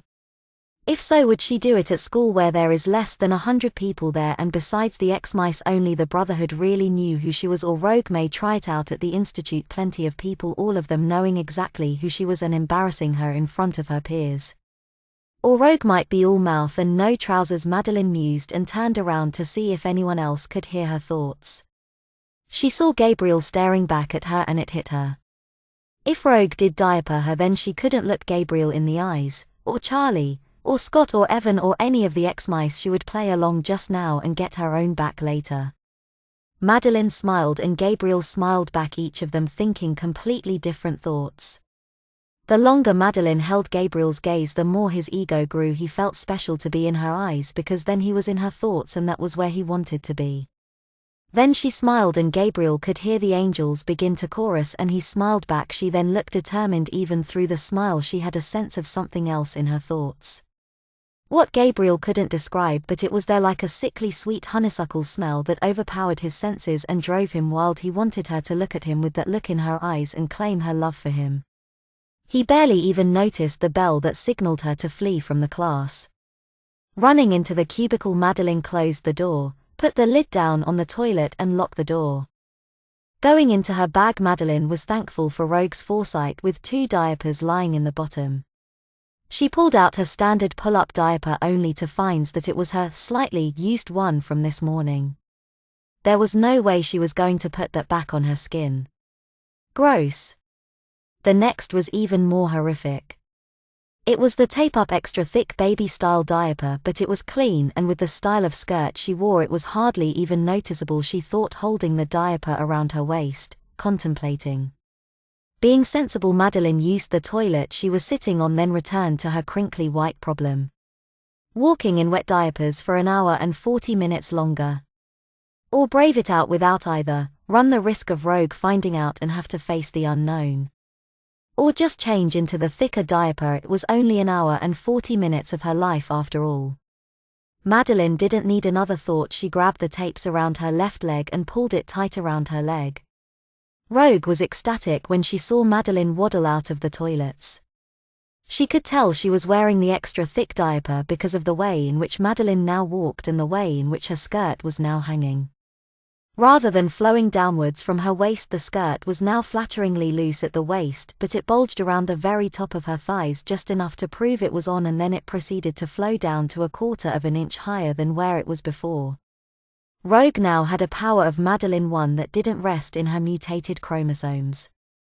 "Summon, what do you see?" Magneto demanded. "Rogue has a power over Shadowcat," the young thought reader said. "Something about this not coming from mutated chromosomes." "Of course, and what is Shadowcat thinking?" "She is worried her diaper will be discovered." The blonde-haired girl said she didn't blink when she said this. As what often happens, the thought reader just recites parrot fashion what the subject was thinking rather than actually read into what was said. "Excellent, now I want you to go and work on another very special project," Magneto said, flicking his wrist at her. The lithe girl dropped to the floor beneath the magnetic mutant and she scurried away indoors. Magneto remained hovering from his vantage point for a few more minutes, considering how to proceed. He would allow Mystique to use her initiative for this. The second class was the fastest in the entire week. Social studies or why you shouldn't take drugs. Smoke, delete as appropriate. 20 minutes flew past like it was 5, and to make matters worse, Madeline couldn't sit comfortably in these diapers. They itched badly, they were hot, sweaty, and they crinkled perfect like baby diapers. She would have loved these if she had been lying in her room on her bed sucking on a pacifier by herself, made to wear these by nobody. It would be fantastic. But in her present situation there wasn't much more that could go wrong. Rogue was almost willing the seconds to tick past. She was dying to go and make Madeline die of embarrassment, but she was stuck in maths while Madeline was relaxing in social. Life wasn't fair, but she was going to take it out on Madeline very soon. That brought a self-satisfied smile to her face. Toad was balancing on top of a locker with his fellow Brotherhood members when Madeline moved out of social. There was no point in them being here except to cause trouble, but then that was the purpose of many people's school life. But these guys could bring down the school if they were bored enough. As she walked past them, Toad, he flipped over her head and began clicking away at her with his digital camera. He sailed over her head and took a series of pictures of Madeline as she walked past them. She felt very conscious of the diaper crinkling. Then she had Blob standing before her. She felt a rush of air as Quicksilver moved past her, spinning her around. Her vision blurred and her head sang, but once she focused her eyes she saw that Quicksilver was holding a long flap of black material in his left hand. His right was covering his mouth and barely concealing the smile on his face. There was something about that flap of material, it had a split just where. "Oh," Madeline said. "No, you seem dry," Avalanche said. Dipping her head, the brilliant white was darkened underneath her tights, but the thick diaper was still visible to Toad's camera, who was clicking away intently with each flash of the bulb. Madeline felt herself shrink. She wished the ground would just swallow her up. Then it did. Grabbing her skirt, Madeline phased through into the dust-filled catacombs of the cellar of the school. Although she had to duck, at least she was away from prying eyes and cameras.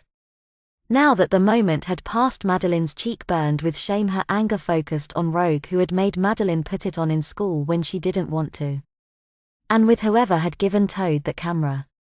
Madeline felt her powers grow slightly, her joints began to ache slightly, but she could pull this up and away from her. Throwing this power out with her mind, she saw a focused shimmering wall before her. It clearly wasn't solid, but when she launched an old paint tin at it, the tin clattered down like it was made of Logan's bones. Madeline walked through the wall as if it wasn't there. A new power brought about by extreme emotion and quite easy to control. "I have my way to get my revenge," Madeline said out loud before phasing through into the corridor. Gabriel walked into the basketball cap's peak before looking up. Instead of using his hands to push himself away, he just let the other guy's speed take him away from Gabriel's own body. "Sorry, mate," the Australian accent said. "It's all right, I wasn't watching." Gabriel trailed off as the Australian whipped off his cap and turned to face him. "What are you doing?" "Letting you hear my singing voice," the sandy-haired, shaggy-bearded youth said. He was about Gabriel's height and his intense blue eyes shone against Gabriel's dull hazel eyes. "The name's Shockwave. Just so you know," he said, opening his mouth and knocking Gabriel to the lockers behind him with a shout. The pain that exploded at Gabriel's back was intense, but so was the disappointment of being unable to reflect what was coming behind him and bounce off of it. He pulled himself up using the lockers only to see Shockwave standing there with his hands at his mouth. This time Gabriel was prepared. He used his powers to create a cone of repulsion, which forced the energy shockwave either side of him, rather than taking the blow himself. Gabriel then concentrated on pushing forward the tip of the cone and hitting Shockwave with it like a bullet. It was Shockwave's turn to be hit in the back by lockers. Gabriel would have gloated if it wasn't for the fact that the ground began to shake violently. As he once again collapsed to the ground, Gabriel used his powers to spin himself back onto his feet, facing his new attackers standing to his left. Avalanche was crouched on one knee with his left palm in a slapped position against the ground. He raised himself very slowly from the ground, a feral grin on his face. "Now, try someone who can fend for themselves." He moved his hand next to the wall and sent a wave of lockers across the wall. Gabriel waited until the wave was almost upon him before he reacted. Pushing outwards, he created a bubble around himself and threw the lockers away from himself and uncontrollably into the center of the corridor. He turned to look at Avalanche only to catch Shockwave starting to attack him in his peripheral vision. Pushing down hard on the ground with his powers, Gabriel launched himself into the air, avoided the wall-removing attack. His landing was less than graceful, but at least he remained on his feet this time, which was some improvement. Avalanche and Shockwave both readied for an attack when a piercing shrill "stop" was heard from the corridor behind Avalanche. The vice principal came charging up the corridor with a slip of yellow paper in her hand. "You boys, stop right there," she continued to shriek. "Stop this immediately or you will all be expelled." She turned to Gabriel. "And on your first day as well, I would have expected better behavior." "What?" Gabriel was incredulous. "I was attacked. The most you could have seen was me landing from when they demolished a wall." He motioned his hand at Shockwave and Avalanche. "I was expecting you to lie like that. Imagine not only picking a fight some of your fellow students but lying to your vice principal as well. You should be ashamed, boy." Avalanche and Shockwave stood together, nodding their heads. "Whatever, give me my detention." Gabriel resigned. "It's not for you. I didn't see you destroy any property, so you will escape punishment this time." Gabriel just shrugged and turned towards the other X-Men who were running up the corridor after hearing the commotion. As they surveyed the wrecked lockers and the holes in the walls, Charlie could be heard to be laughing. "Welcome to the X-Men, mine friend, welcome to the X-Men." Fortunately for both Madeline and Gabriel, the rest of the day passed without incident until the final period of the day. Madeline sat sweating into her diaper in her final geography period of the week, listlessly coping down the notes her teacher was scribing up on the board, not hearing a word he said when the speaker system annoyingly punched into her mind with its racketing screech. Madeline pried to the vice principal's office, "Please." Everyone turned to look at her. Madeline turned red. She had to be extra careful when getting out of the seat because if her skirt had risen up more than an inch, the people sitting closest would get a glance of her disposable underwear. Being very careful to get up the crinkling of her diaper sounding very loud, at least to Madeline, in the audible silence of her class. She politely excused herself and took her bag with her as she left the class. The X-Men had discovered a few weeks before that the vice principal was in fact Mystique, and this would usually be a ploy for her to deliver a challenge to the professor. Unfortunately, Madeline thought that any challenging would be given to her directly and it would involve blackmail because of her unfortunate situation. As she moved through the halls, she saw the same girl with the pointed nose and the black hair who was at the riot at Gabriel's house. "Stop," Madeline said, beginning to walk towards the girl. The girl turned her head, saw Madeline moving towards her and began to run. Madeline followed her as she turned into the girls' bathroom. Opening the door of the bathroom, Madeline saw that all the stalls were closed but none of them were locked, so Madeline began to move down each one, checking to see if the girl was hiding in one of them. As she approached the third last, Madeline swung open the door only to find she was staring into the eyes of the girl. "I have asked to see you, Madeline, because it has come to my attention that you may be unfit to be in high school," Mystique said, leaning back in her high-backed green leather chair. "Why?" Madeline asked, staring into her eyes. "In fact, I think it would be hard for you to even complete preschool," Mystique went on. "Why?" Madeline demanded, sitting forward and leaning over to Mystique's desk. "Because most preschools now demand that the children be fully toilet trained." "Oh," Madeline said, deflated. "What do you want to do to me?" "I only want to help you," Mystique said, standing. She opened a drawer in her desk and put a gift-wrapped box on the desk in front of Madeline. "What is it?" Madeline asked, her curiosity getting the better of her. "See, you are losing some of your adultness. It's a present, silly." Madeline pulled the wrapper off the box and opened the box. Pink Plastic Pants stared back at her. "Great," she mumbled.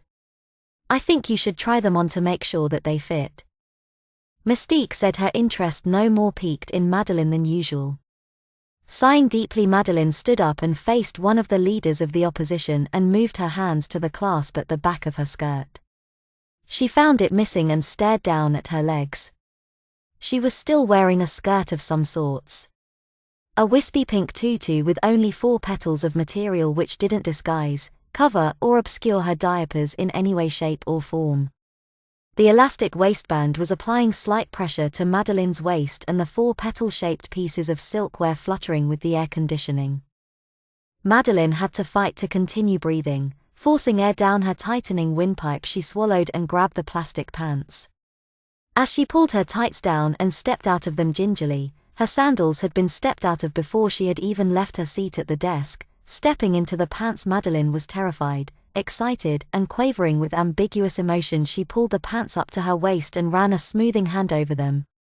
Electric to touch and super slick, the creamy pink plastic added to the orchestral sound of her diapers, but Mystique wasn't about to let Madeline enjoy this moment. Now that we have you safe to fill your diapers, it's time to remind people you are a member of the X-Men, Mystique said.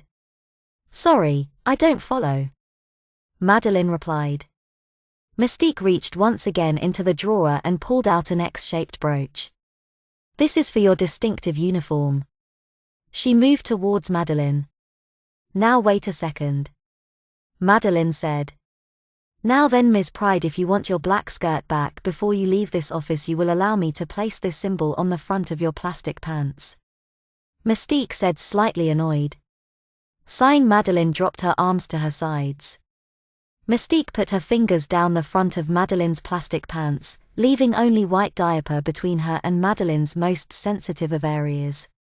Applying pressure to the back of the brooch, Mystique attached it to the front of the pink plastic pants.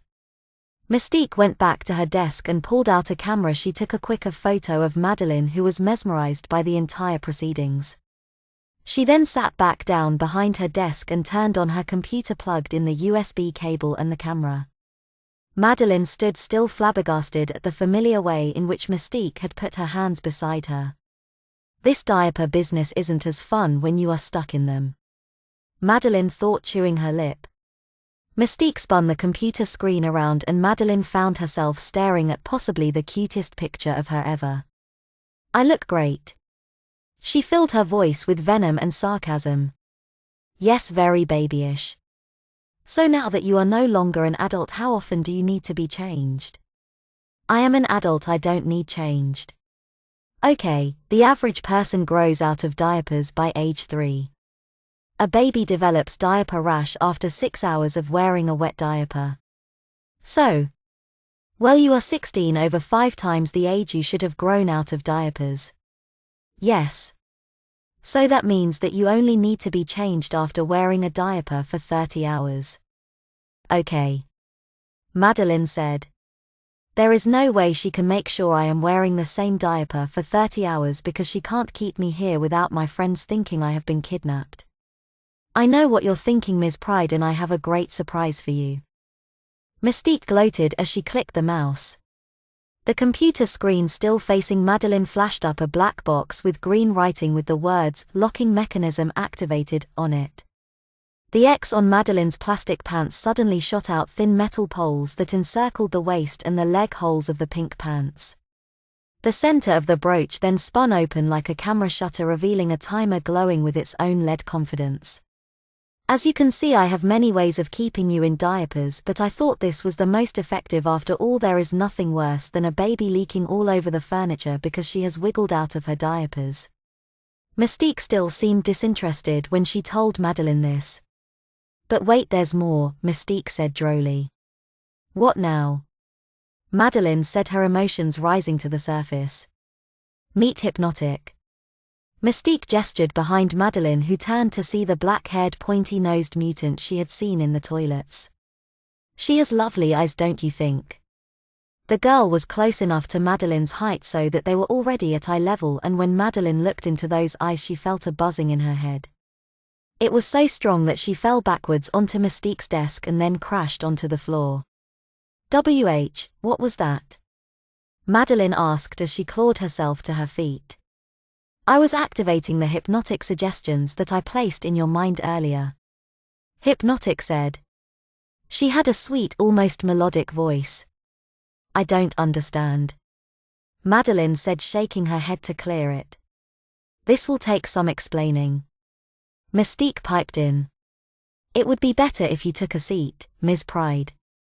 Madeline moved back to the seat in front of Mystique's desk and sat on it. She immediately slid off of the chair as if it was made of pure ice.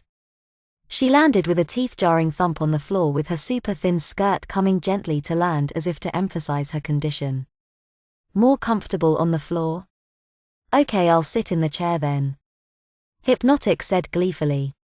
I felt like that I was being treated like a baby already, but I pulled the trolley towards me and took up the spoon and I finished off the cereal. Now eat up all of the fruit. Again I wanted to say no, but there was this overwhelming desire to want to obey Miss Monroe. Had she hypnotized me to do this? No, I can assure you that was not the case. All she had done was to help to reawaken in me something that had always been there. Again, this was something that, along with my memory loss, had become not lost exactly but dormant at the same time. Those certain memories had left me and had also become dormant. I ate up all the fruit that had been placed out upon the plate. Good girl. I actually felt good too, and I was happy that my obedience pleased Miss Monroe, and I now desired to please her so very, very much. Now drink up too, sweetie, commanded Miss Monroe, but in a very loving way, and I took up the glass of milk and I drank all of the milk down. Again Miss Monroe praised me. Good girl. I have two very special presents for you. Suddenly, not knowing why, but I became very excited like a little girl. Oh goody me weekay presents. I know you do, sweetie, that is why I have got for you two of them, and they are very special. I waited on the edge of the hospital bed now like an exited schoolgirl, as Miss Monroe pulled the trolley out and reached down for the two parcels on the bottom rack. She placed them now on the top rack and handed over to my outstretched exited hands the biggest of the two parcels. It was pink in color and it was tied up with a pink ribbon. I opened it with exited eyes, and then me face turned pale. By the time I lifted off the lid of the parcel, I began to take out each item that was inside, and I placed the items in a row upon the bed before me. The items were a pair of teenage girls' hot pink knickers with white lace and little bows that went all the way around the waist of the knickers. Then there was a hot pink matching bra, a lacy white suspender belt, a pair of black silk stockings, a hot pink frilly garter, and a pair of 6-inch high heel shoes. I looked up at Miss Monroe confused. She smiled at me. These are for you to put on now, sweetie. They are part of your punishment, as well as you being half of one gender and half of the other gender. Punishment? Oh come now, don't you come all innocent with me. You drew these pictures and not with any of the girls' consent to do so. That is an unforgivable act, and as it is your obsession to see girls dressed as baby girls, your becoming like one soon is also your punishment, and you will forever remain that way too. I began to cry like a baby. Miss Monroe just gently placed her arm around me and gently, but firmly said, crying is not going to make any of this go away. You have done wrong and you need to make up for all of your wrongdoings. You will become a better person, sweetie, I promise you. Come on now, put on all of these things before you. Again her voice was a gentle command, and I began to put on each of the items that I had placed out onto the bed. It felt strange at first putting on all of these feminine items of kinky underwear, but it was what I deserved, feeling uncomfortable, confused, but I accepted my fate, but my fate was far from over. Boarding the school bus, Gabriel saw Madeline sitting alone staring out of the window. She looked as though she had been crying and needed a friend. Gabriel touched the swelling on his lip to make sure it wasn't too big and moved over to Madeline. Hey Madeline, Gabriel said cheerfully. What's up? Oil prices and your ego, Madeline said listlessly. What's wrong? Gabriel said quietly, changing tack in hope of gauging a better response. I can't tell you. I can't tell anyone, Madeline said, starting to well up. Okay Madeline, I'm sorry I can't help you with what's upsetting you. Can we talk about something else? It might help you to take your mind off it.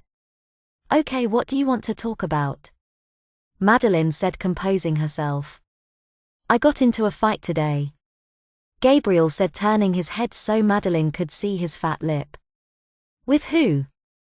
Some mutant who calls himself Shockwave. Are you hurt? Not badly. You should have seen the school wall. Gabriel, this isn't a game. People really do get hurt both physically and, Madeline trailed off. Do you want to go swimming later on?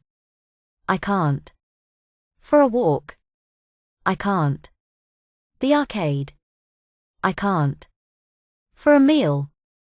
Look, Gabriel, I just want to be left alone. Madeline said furiously. I understand. Gabriel said, defeated. He stood up and moved to the seat that Evan was filling with spines. As soon as the bus pulled into the Xavier Institute, Madeline was upstairs and heading for her room. She was going to get out these plastic pants and get rid of this hypnotizing by herself. She wasn't spending 30 hours in the same diapers consecutively. And she especially wasn't spending some of that time in dirty diapers. She flung the door to her room open and marched in. Lazing on her bed looking like she was asleep was Rogue. Madeline moved forward trying to make enough noise so someone who was awake would notice her, but someone who was asleep wouldn't. Rogue stirred and snorted. She was asleep. Madeline moved to her drawers. Sure enough, Rogue had left the diapers sitting in them. Picking up one of the thick garments, Madeline moved to Rogue. Rogue rolled onto her side. Her face was looking straight at Madeline although her eyes were closed. Madeline took the extra 2 paces to get her to the bed and moved to Rogue's skirt. Madeline was about to lift Rogue's skirt when suddenly her eyes shot open. Hey kitten. What's that you've got in your hands? Do you need changing? Damn you, Rogue. What are you doing in here? Checking on you, Stinky. And don't swear or I will spank you. Damn you, Rogue. What are you doing in here? Checking on you, Stinky. And don't swear or I will spank you. I'm sorry, I just had a really bad day, that's all. Madeline said, ignoring Rogue. She really did need to sit down. She felt drained from having to walk all the way from the bus to her room. Don't sweat it, kitten. Rogue said, not quite sure how to proceed with Madeline's response. She thought to herself for a moment, then decided to press on, annoying Madeline. Well, as I'm here I might as well check the old diaper. Madeline could even be bothered fighting Rogue away. She just reached for the clasp at the back of her skirt and unfastened it. Holy, wow, Madeline, where did you get those? Rogue said, flabbergasted. Mystique forced me into them. Madeline said, moving to the bed and lying down. She nearly fell on top of Rogue, who had to roll away to avoid being landed on. Madeline, what's going on? Rogue said with concern for her friend. Nap time. Madeline said, her thumb creeping into her mouth. Gabriel sat eating a sandwich in the kitchen. Evan and Kurt were leaning over trying to watch the TV in the common room. Rogue walked in. She had to tell someone about this, but who? Deciding against it for just now, she sat down to make lunch. Gabriel sat eating a sandwich in the kitchen. Evan and Kurt were leaning over trying to watch the TV in the common room. Rogue walked in. She had to tell someone about this, but who? Deciding against it for just now, she sat down to make lunch. Gabriel rubbed his eyes. He was so tired despite only doing half a day's work. He thought back to last week when his Saturday was the first day he could kick back and relax without being persecuted for who he was. But now he had been in a minor scuffle and he had felt good because his new housemates had all experienced this, but they all liked him for who he was. Even if Gabriel didn't quite know himself. Glancing over at Rogue, Gabriel gave her a reassuring smile. She looked like she had the world against her and he knew only too well what that was like. How are you, Rogue? He asked. I'm just great, sugar. She said half-heartedly. Liar. Please, Gabriel, I just need to think. Okay. Rogue decided that there was only one person she could turn to. Tensing her shoulders, she moved out of the kitchen, more determined to help Madeline to ease her own guilt. Madeline awoke, her senses flooding her back into consciousness. Unfortunately, her sense of touch was not being kind. Her diaper, the one she was locked in, was wet. It may have only been a little wet, but it could just have been saturated, because after another 28 hours stuck in these diapers, the rash would be the same. No, Madeline said to her reflection on the wall mirror. I am taking these pants off now. She put her hand on the plastic and pushed through the plastic. Phasing through the pants wouldn't take any time at all. As always, there was a slight resistance as Madeline's fingertips moved into another phase. But this time the resistance didn't change. It was constant. It was as if the pants moved in and out of phase with her body. Madeline collapsed back onto the bed. The tiny shutter in the center of the locking X opened. A semi-transparent Mystique gazed down on Madeline. Tried to use your powers, have you? Mystique gloated. Only bad babies try to wiggle out of their diapers when mommy says that you aren't allowed to take your diapers off. This means you will have to be punished. Babies cannot speak. Now neither can you. Babies are not allowed to use sharp objects. Now neither are you. Babies cannot read. Now neither can you, and of course babies cannot operate door handles. Now neither can you. But to show my disappointment in you, Madeline, you now have to spend another 12 hours in those plastic punishment pants. The tears were falling openly from Madeline when she heard the final statement. She could have survived, barely, with those sanctions placed on her. But another 12 hours in an already wet diaper, that went beyond humiliation. She had to get help, and she needed it now. Madeline didn't even bother trying to put on her skirt. She just stepped into a pair of tight green sport shorts and pulled her dressing gown over her. Then she saw it facing her. One of last things Mystique had said had turned Madeline's quiet little room into a tomb. Her door was closed. Madeline had her first temper tantrum in 13 years. Throwing herself against her bed, her floor, and trying to break and smash every piece of furniture in her room. Madeline cried furious tears. White-hot rage poured from her eyes. Madeline's final act before she would allow her exhausted body to stop was to start jumping on her floor. If she couldn't use the door, she would leave using the newly created hole in the floor. The solid oak under the pastel carpet didn't give an inch as Madeline frame impacted against it. She could do nothing to escape, and nothing was her only companion at the moment. Exhausted, Madeline threw herself back onto her bed and cried the last of her rage out into her pillow. Gabriel stood in the danger room, underwhelmed. This is it. He thought out loud. I hope you're still saying that at the end of these exercises, kid. Logan said, his voice piping in from the control room. Me too. Gabriel muttered to himself. Don't worry, you have a chicken switch on your chest. Logan said. If get into real trouble, just punch it and the exercise stops. I have to go and speak to Charles, but the first exercise is just fitness drills, so you have nothing to worry about. Sure thing. Gabriel said, hitting the activation switch on his wrist. Madeline woke up a little later and a little wetter. Lol fam try.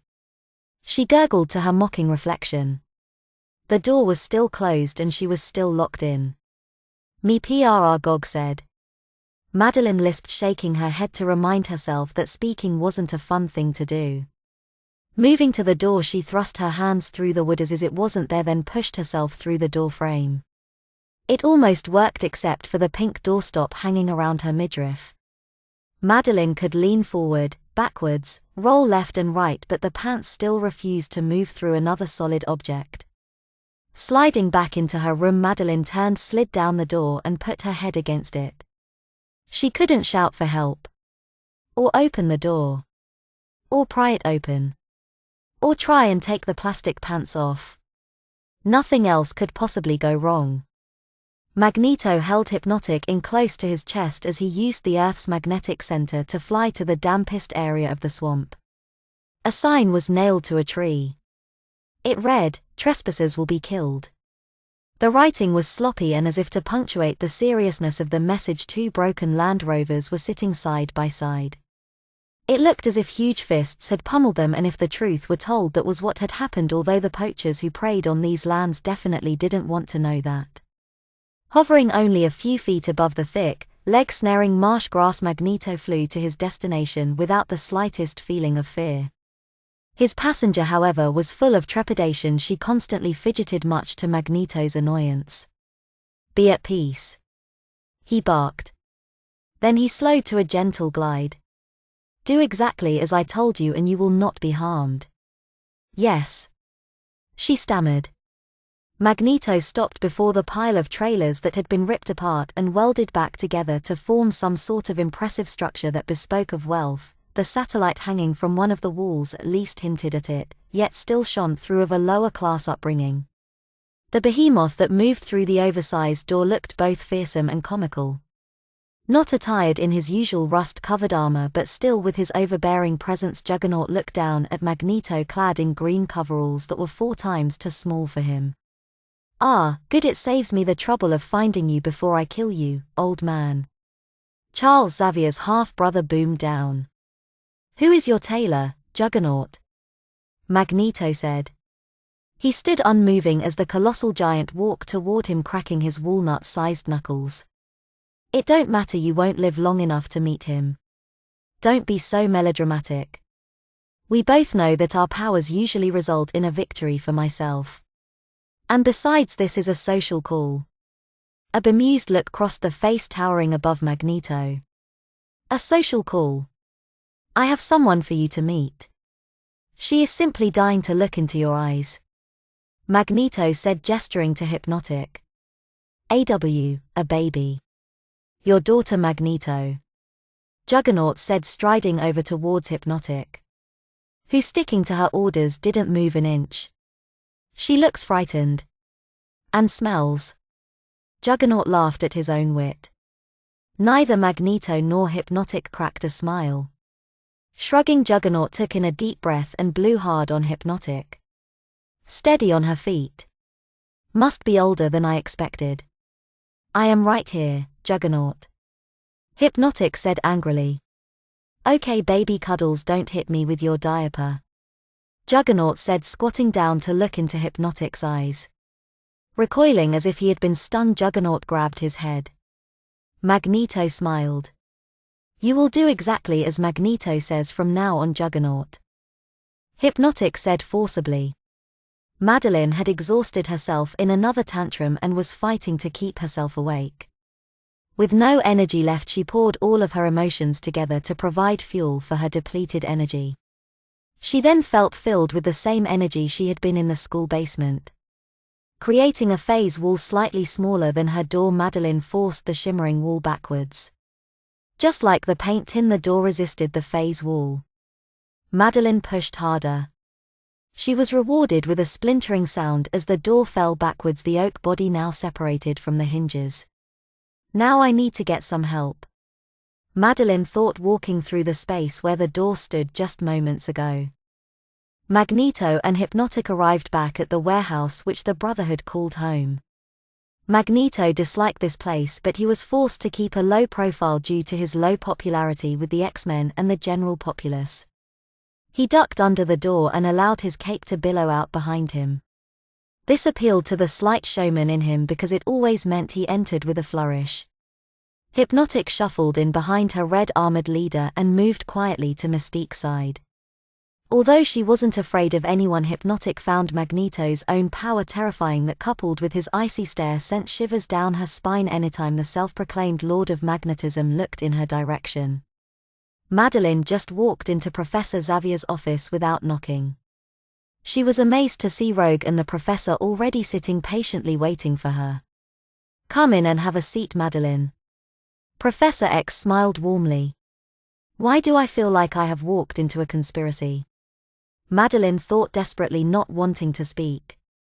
"There's no conspiracy, Madeline, but I'm afraid until I have had Jean and Storm look at you, there isn't much I can do." "Madeline, I'm really sorry I forced you to wear diapers at school. I have told the professor everything as far as I know it, but we need you to fill in the blanks." Turning to look at the professor, Madeline thought at him. "I can't talk." Mystique has had Hypnotic hypnotize me. Please take a seat, Madeline. The professor motioned with his hands to the chair in front of his desk beside Rogue.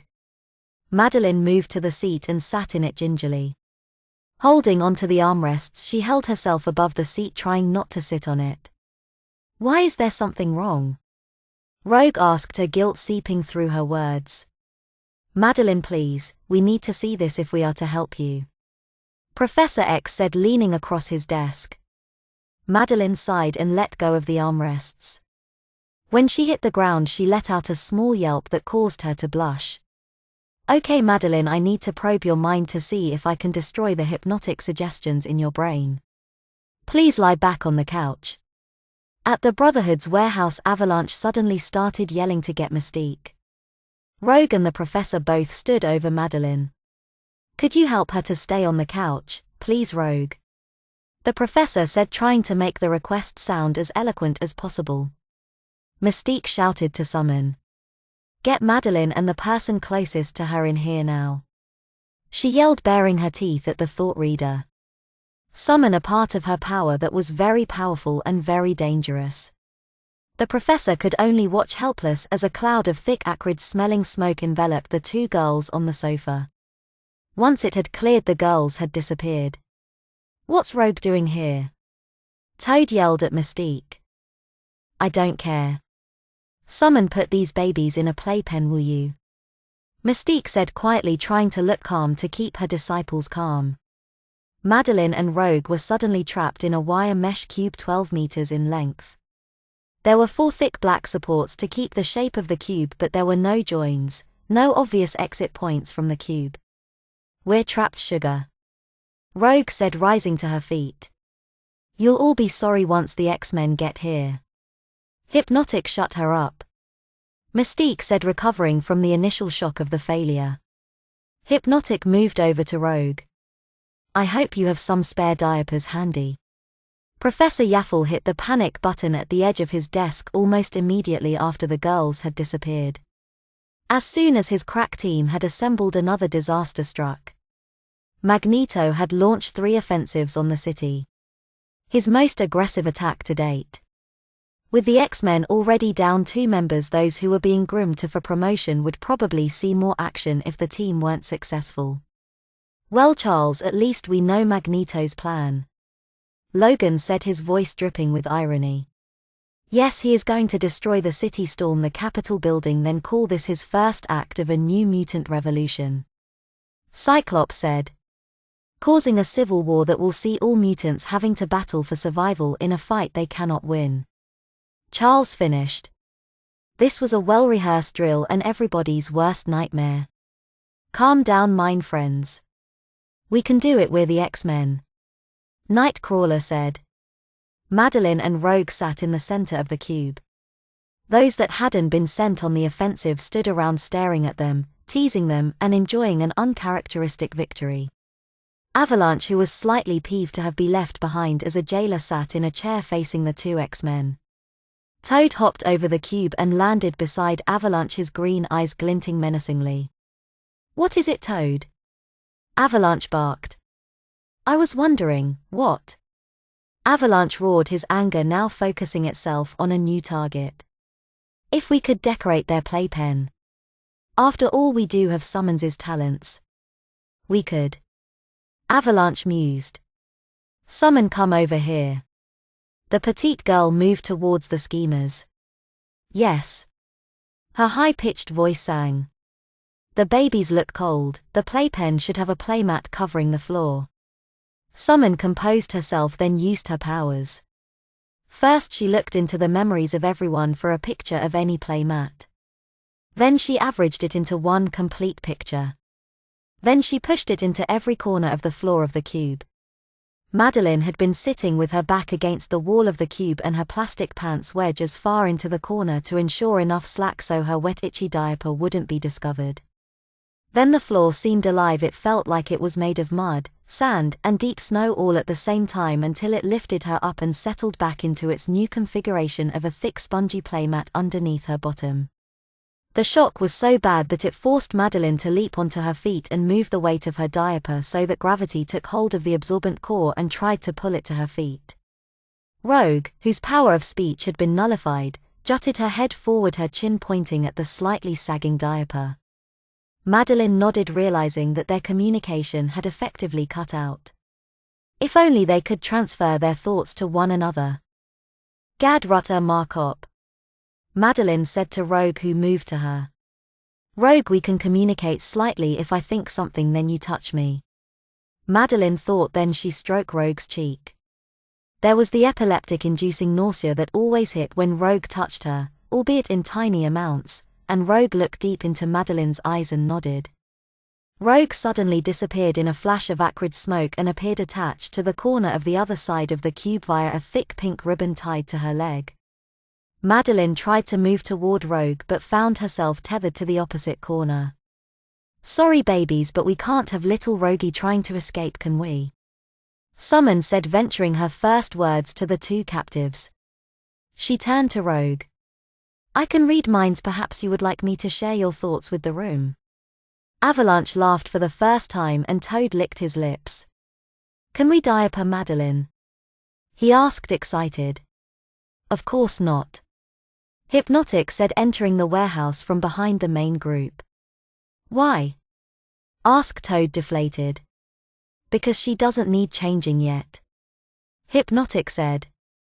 By the way, Avalanche and Toad, get ready. Magneto has sent me back because he wants you two and Shockwave to attack the 11 to stop them from trying to rescue these two little darlings. Avalanche raised himself from his chair. Don't have too much fun, he said, passing Hypnotic and heading to the exit. This will be the teams, Yaffle said once the arguments had settled. Jean and Storm will head out and stop Vertigo, Quicksilver, and Mystique's attack on the library. Wolverine, Cyclops, and Havoc will head after Sabretooth and Juggernaut. I will go and intercept Magneto, and that leaves Spike and Nightcrawler to find Madeline and Rogue. Let's go, team, Cyclops said. Wolverine followed him, grumbling something about the fact that if Juggernaut didn't get him, then he would. Rogue twisted her head left, then wrenched it right and finally stared at the floor. She was desperately trying not to look into Hypnotic's eyes. What's wrong? I only want to help you. Madeline loves her stinky diapers, don't you? Hypnotic said, moving to the ribbon that held Rogue to the cube. I am at least trying to be fair. I could just get someone to leave your face stuck in these bars and just make you do whatever I want you to. Or I could just put it on you and leave you stuck in it, Summon suggested. Be reasonable, Rogue, we're only trying to help. Rogue looked backwards as she felt her leg being drawn backwards. She saw that there was now a handle attached to the support of the cube and that Hypnotic was turning it very slowly. Rogue's eyes met Hypnotic's for a brief microsecond. For the heartbeat it took for Hypnotic to register what happened, Rogue thought that she would be okay. Then her jeans were suddenly a lot warmer and a lot less comfortable than they had been a precious few seconds ago. Rogue threw her body forward onto the mat and began to sob silently. She thrashed her arms and legs, spreading the mess, increasing her discomfort as she started to wet herself in front of her former teammates. Oh look, Madeline, Rogue is a bigger baby than you, Hypnotic said. Madeline sat back, hopeful, for just now she had been left alone. A foul, acrid smell filled her nostrils. Her plastic pants were now in Hypnotic's hands, who put her fingers to her lips and blew Madeline a kiss. Then Madeline too was revealing her bowels into her underwear. Unlike Rogue's jeans, though, the diapers held the mess in a relatively stable position. Despite how uncomfortable, Madeline was happy that the mess she had just made wasn't now running down her legs. Good grief, what a smell. You have outdone yourself, Hypnotic. Summon clapped her hands together.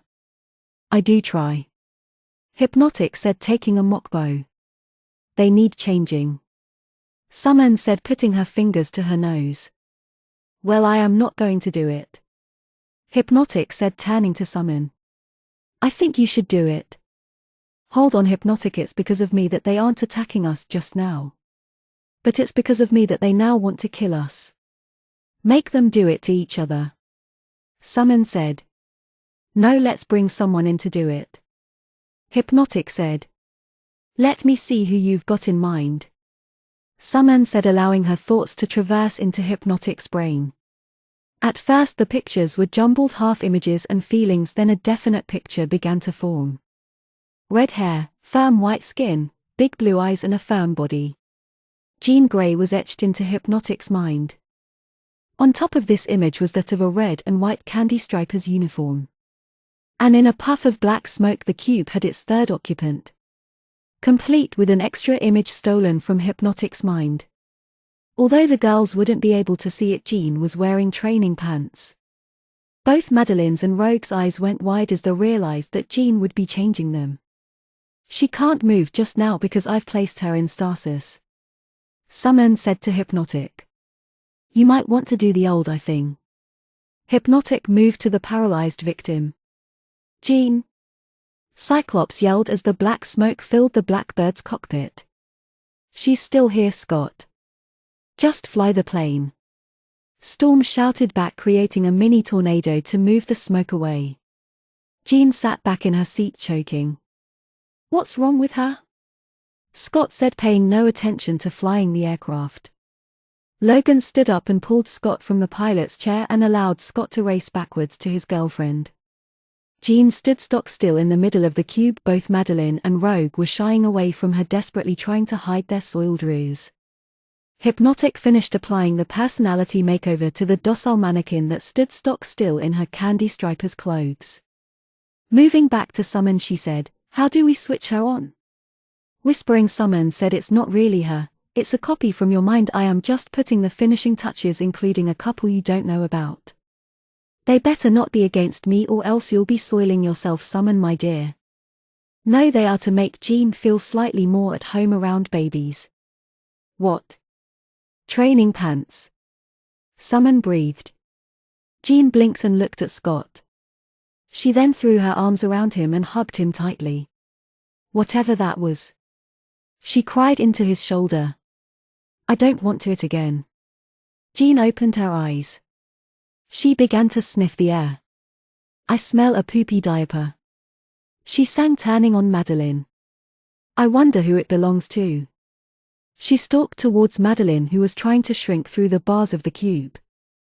When I find the poopy baby, I will make her play the sit-up game before I will change her. Jean laughed as Madeline fought for air and space with the red and white childlike dress looming before her. Thrusting out her finger, Jean said, I will close my eyes and follow the smell to the mushy panties.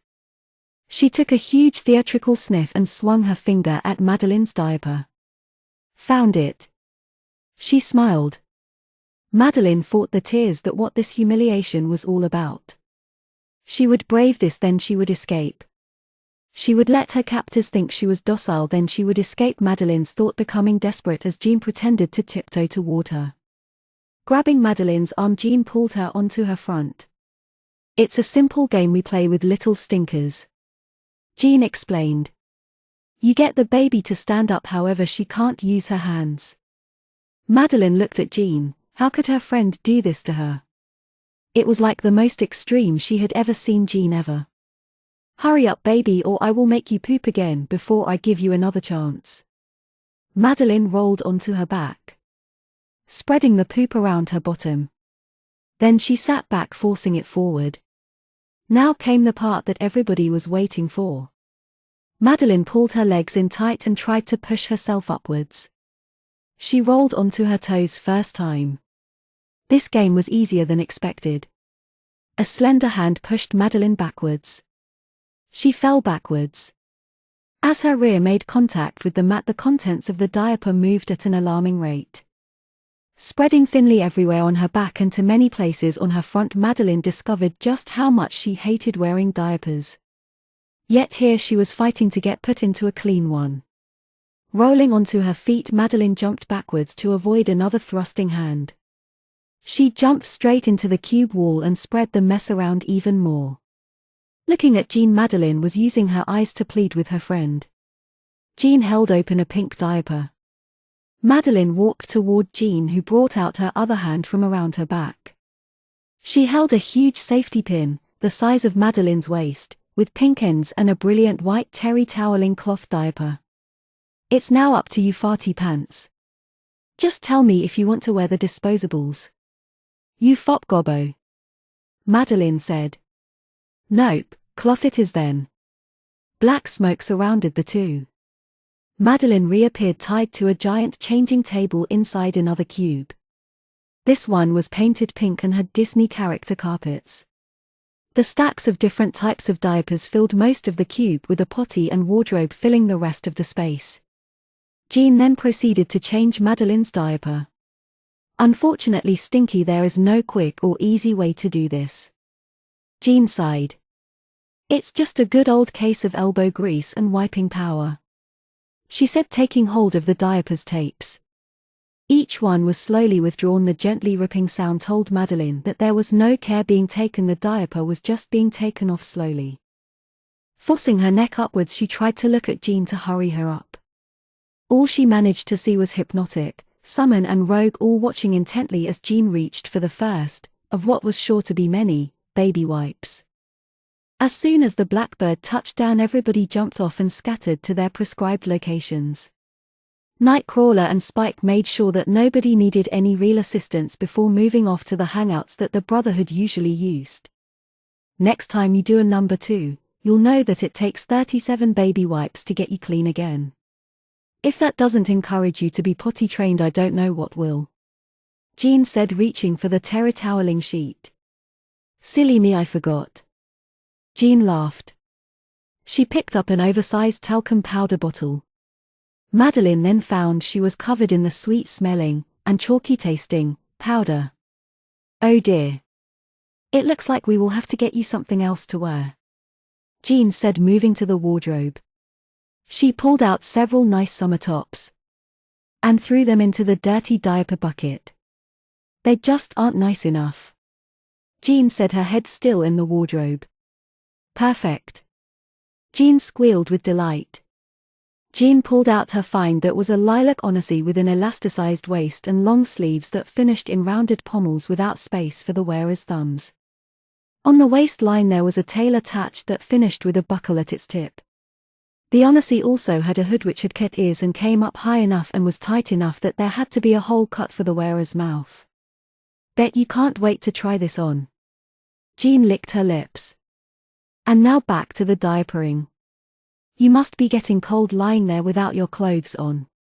Jean moved back to the changing table, taking the onesie with her. Raise your bottom, Jean commanded, picking up the large hourglass-shaped sheet. Madeline didn't move. She tried to force the changing mat up her own ass. Mommy says raise your bottom. Madeline complied instantly and Jean slid the sheet under Madeline. Now lie back down. Madeline didn't need to be forced to do this, she would have to do it anyway. Jean pulled the rest of the diaper up from between Madeline's legs. She then took the sides of the diaper and pulled them around Madeline so that the two folds met, and Jean pushed the oversized safety pin through, sealing Madeline once again back into her diapered prison. Now time to get you dressed. Jean took the onesie and pulled it over Kitty's head, forcing the hood over her face. The hood covered Kitty's face up to the bottom of her nose, and Kitty had to stick her tongue through the gap to open it wide enough so that it wouldn't make her breathing more difficult. Jean moved her hand to Kitty's shoulders, putting the onesie in optimum positions to just slid it over her once Kitty's wrists were untied. A puff of smoke, however, and any chance of Kitty using a moment like that to escape had vanished. Your thoughts betray you, diaper lady. Summon chirped in. As the smoke cleared, Kitty was now fully dressed in her onesie. Her hands were cuffed inside the pommels. Kitty knew this because the biting harshness of the cuffs dug into her wrist, and she had a pacifier stuck through the hole in the hood. Puffs of smoke stung Kitty's eyes again, and she was once again back in the original cube. How long does dirty diaper smell hand around for? Jean asked, turning to Rogue. Or could it be that we have two babies in the playpen and one lives life far too much on the edge? Stony silence, answered Jean. So Rogue, you're a baby who doesn't wear diapers because... Rogue looked into Jean's eyes. Rogue's body was pulsing with anger. No answer means no reason. No reason means punishment time. Kitty had been moving behind Jean and was ready to jump her when all of a sudden both Kitty and Jean were back in the changing cube. Kitty was stuck back on the changing table and Jean was sitting on the potty. Finish with one baby before you torment the next. Hypnotic said, her face pressed up to the mesh that made the cube's walls. Jean nodded. Kitty was suddenly back in the first cube. As you have just made me wet my pants, you can wet yours, Jean said, standing over Kitty. Jean's skirt had been shortened from knee length to thigh length, suggesting that any other mistake would result in another 3 inches being lost from her skirt length. Mommy says wet your pants, Kitty, Jean said as she took hold of Kitty's tail and wrapped it around the support to which Kitty had been attached. She then took the buckle and attached it back to the tail, creating a simple loop that drew tighter the longer the distance away from the support was. Chasing your tail will not be a good idea, Kitty. Turning back to Rogue, who was still livid, she had had to sit in poopy jeans for an extended period. Jean stalked toward her new target. Now it appears that the poopy condition is just present in babies. Or maybe you are a baby in disguise. Are you a normal person, Rogue? Jean questioned. Silence, so you must be a baby. But you aren't wearing any diapers. Babies should be in diapers, Rogue. It's the only sensible way to stop you from ruining your pants. Wait a second, you have done. Now it's time for you to rediscover the delights of diapers. The acrid smoke surrounded the two, and Rogue then found herself restrained in the same way as Kitty had been moments before. Now Kitty was very good when she was being changed, and that's no fun, Jean said wickedly. What I need is a baby with ants down her pants, Jean affected Rogue's accent. All wriggling and jiggling. Jean went to the wardrobe and returned with a pair of luminous green plastic pants and a red and black striped onesie. These should brighten up your appearance, but you will still sit nice and still. Jean looked out of the cube to summon. Maybe if this one wasn't wearing any jeans but had really itchy legs, Jean suggested. Rogue suddenly saw small plumes of smoke appearing at her ankles where her restraints were. Then she saw Hypnotic moved into eye contact and Rogue had a buzzing once more in her head. Then the tops of her legs burned with an itching sensation. Much better, Jean laughed.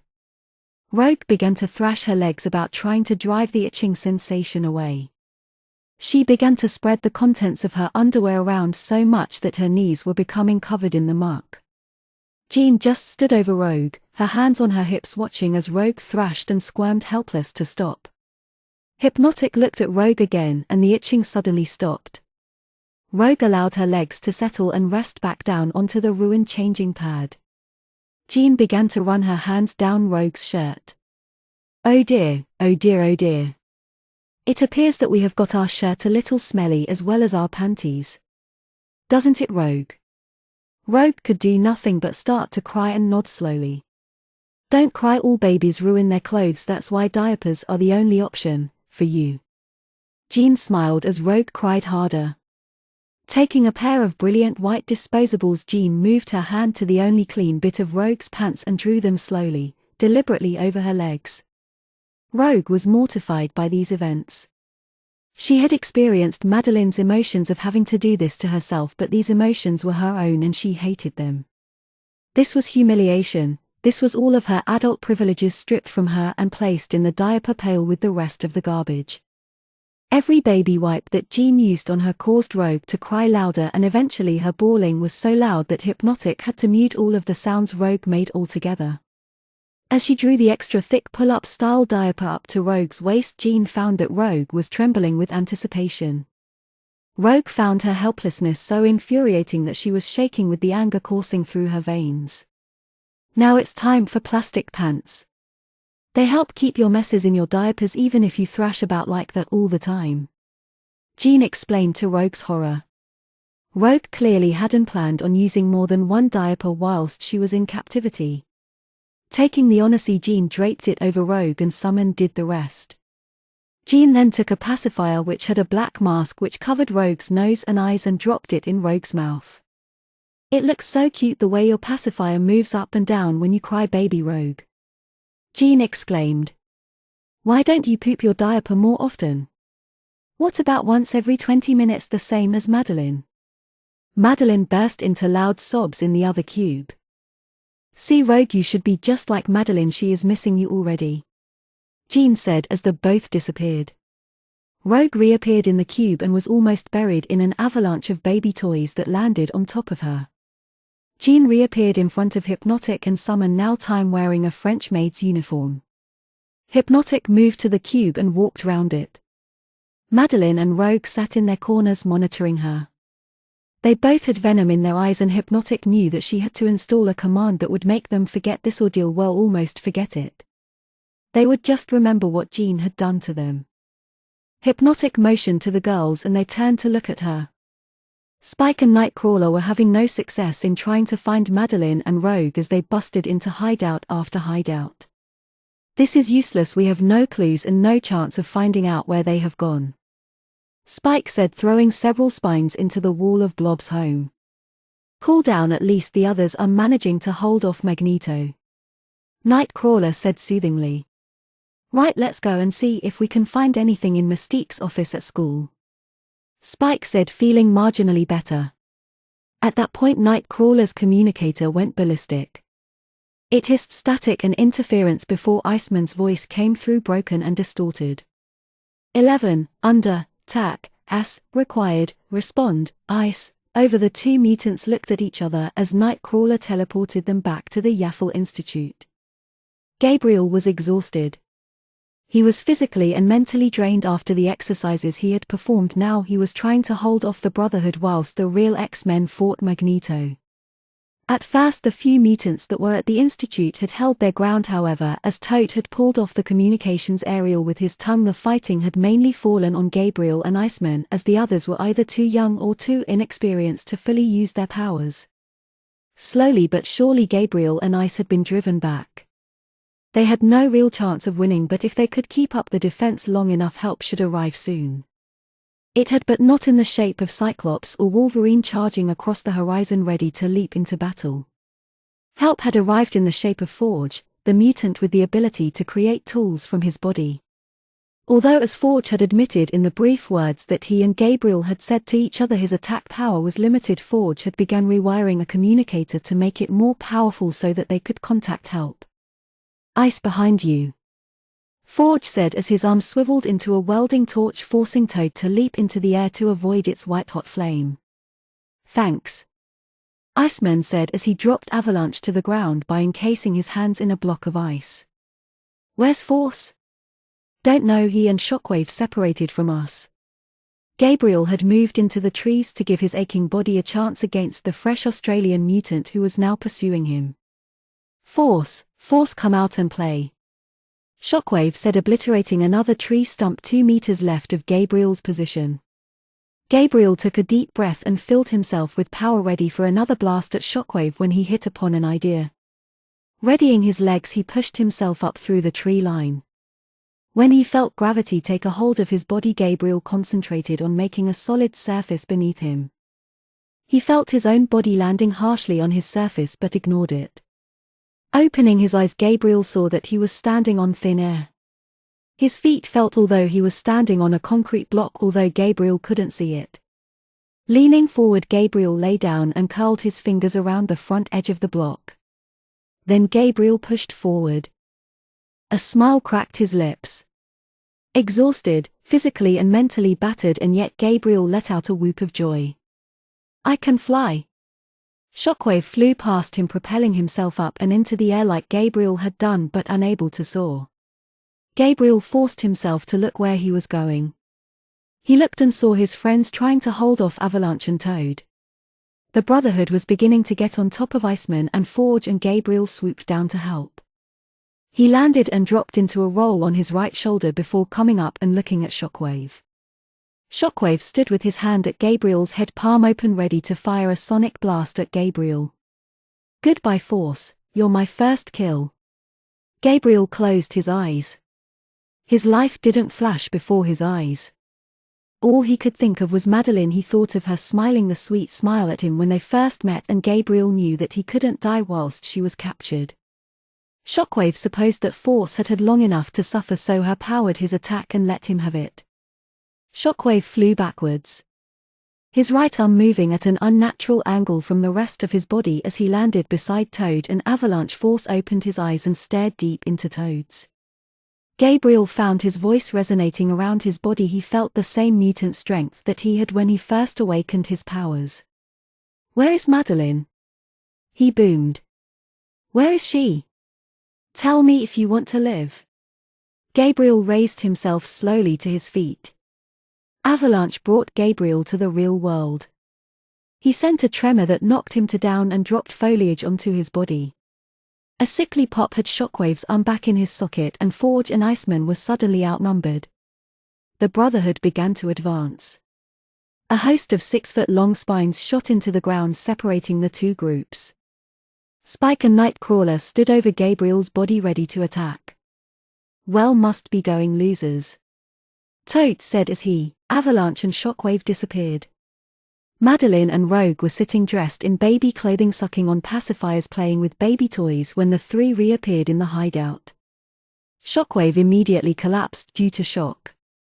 Hypnotic and Summon, who had been sitting on a pair of office chairs lounging, were immediately on their feet. "What happened to him?"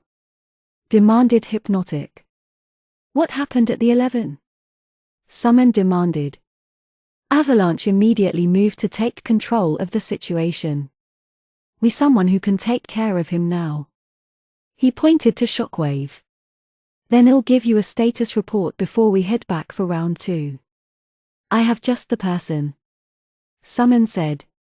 Spike and Nightcrawler sat in the medical bay listening to Iceman explain what had happened whilst Forge set up the equipment to monitor Gabriel.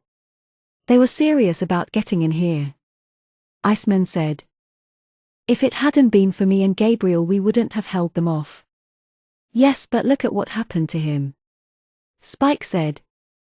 "And you told the others to move to the hiding place because they were too inexperienced." "What about him? He has only been here for days. He has more control than a lot of the people that have been here for years," Iceman countered. "You weren't here. I made the decision based on the people I had available at the time. And Force almost died." "Mine friends, calm down. Look, he is waking up," Nightcrawler said, pointing his 3-fingered hand in Gabriel's direction. The X-Men gathered round the table, much to Forge's disgust. "Stay back, give the man some air." Gabriel's eyes flickered open. "Any calls whilst I was out?" The relief was tangible.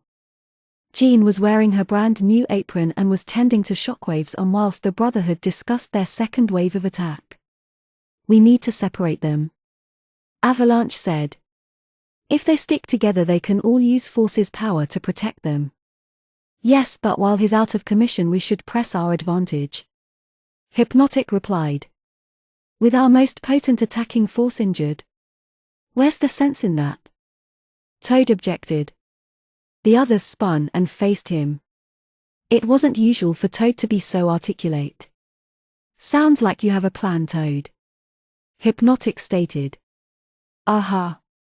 Toad replied back to his usual mumbling. "With Summon we could simply place the 11 in a big box and fill it with water. They'd be begging to get out." "That's a bit extreme, isn't it?" Summon said. "Now is not the time to be squeamish." Madeline and Rogue had to sit listening to the Brotherhood as they planned their assault on their home. Just like real babies, they had been forgotten entirely when more important matters had to be attended to. Madeline sat in her wet diaper. The feeling had become such a constant in her life for the past few hours that she barely dwelled on it anymore, but the burning that now enveloped her skin was signifying the onslaught of diaper rash developing around her most sensitive areas. Rogue had been counting down in her head. By her reckoning, it would be 2 minutes before she filled her diaper for the first time in years. There was, however, a problem with her impending doom. She just didn't need to go. She couldn't feel anything in her bowels, as she had completely emptied everything that was in her belly into her now ruined big girl underwear. Madeline had either lost count or was miles away in her own world, but Rogue knew the problems associated with trying to go when you couldn't. She had, for her first few X-Men missions, tried to use the bathroom before she left so that she didn't have to go en route. But when you just couldn't, it was a painful experience. Like constipation, she always felt like she was trying to push something out of her body that wasn't there, in a sense trying to push her stomach out of her own body, which wasn't healthy. As urine began to splash into her disposable diaper, Rogue realized she had miscalculated. The strong baby feeling that Hypnotic was making Madeline and Rogue feel whenever they did something babyish or suffer from extreme emotions forced Rogue to grab the dolly in front of her and begin to try to make it walk by extending one leg in front of the other. It really ought to make Dolly walk, Rogue thought to herself as she crawled along behind her walking doll. Rogue felt her stomach cramp and begin to push. Ow, where'd that come from? Rogue rolled onto her back to see where the pain behind her came from. Then she exploded a painful liquid mess into the back of her diaper. Humiliation burned Rogue's core as she struggled to get up. The stronger your emotions, the younger you will act, Hypnotic had said.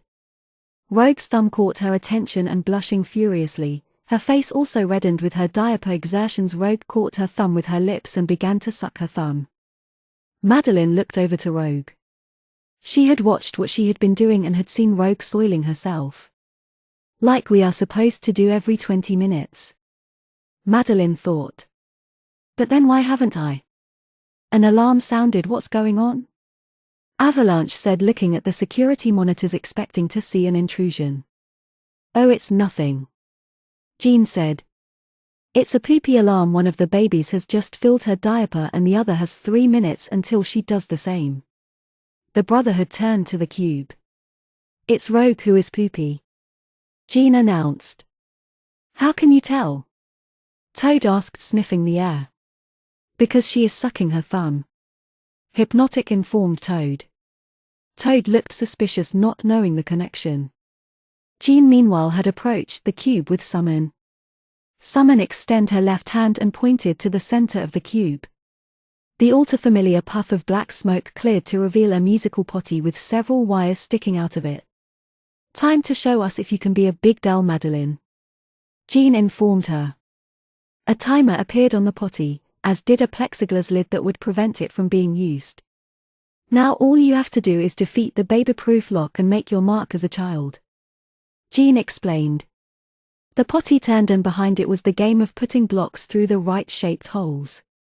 The blocks were neatly piled in front of the holes, obviously not in front of the correct hole, and Madeline could hear the timer now beeping time ominously away. A baby can do this task in 7 minutes, Madeline. You've got 2 minutes 30 in the beeps. 3, 2, 1 go.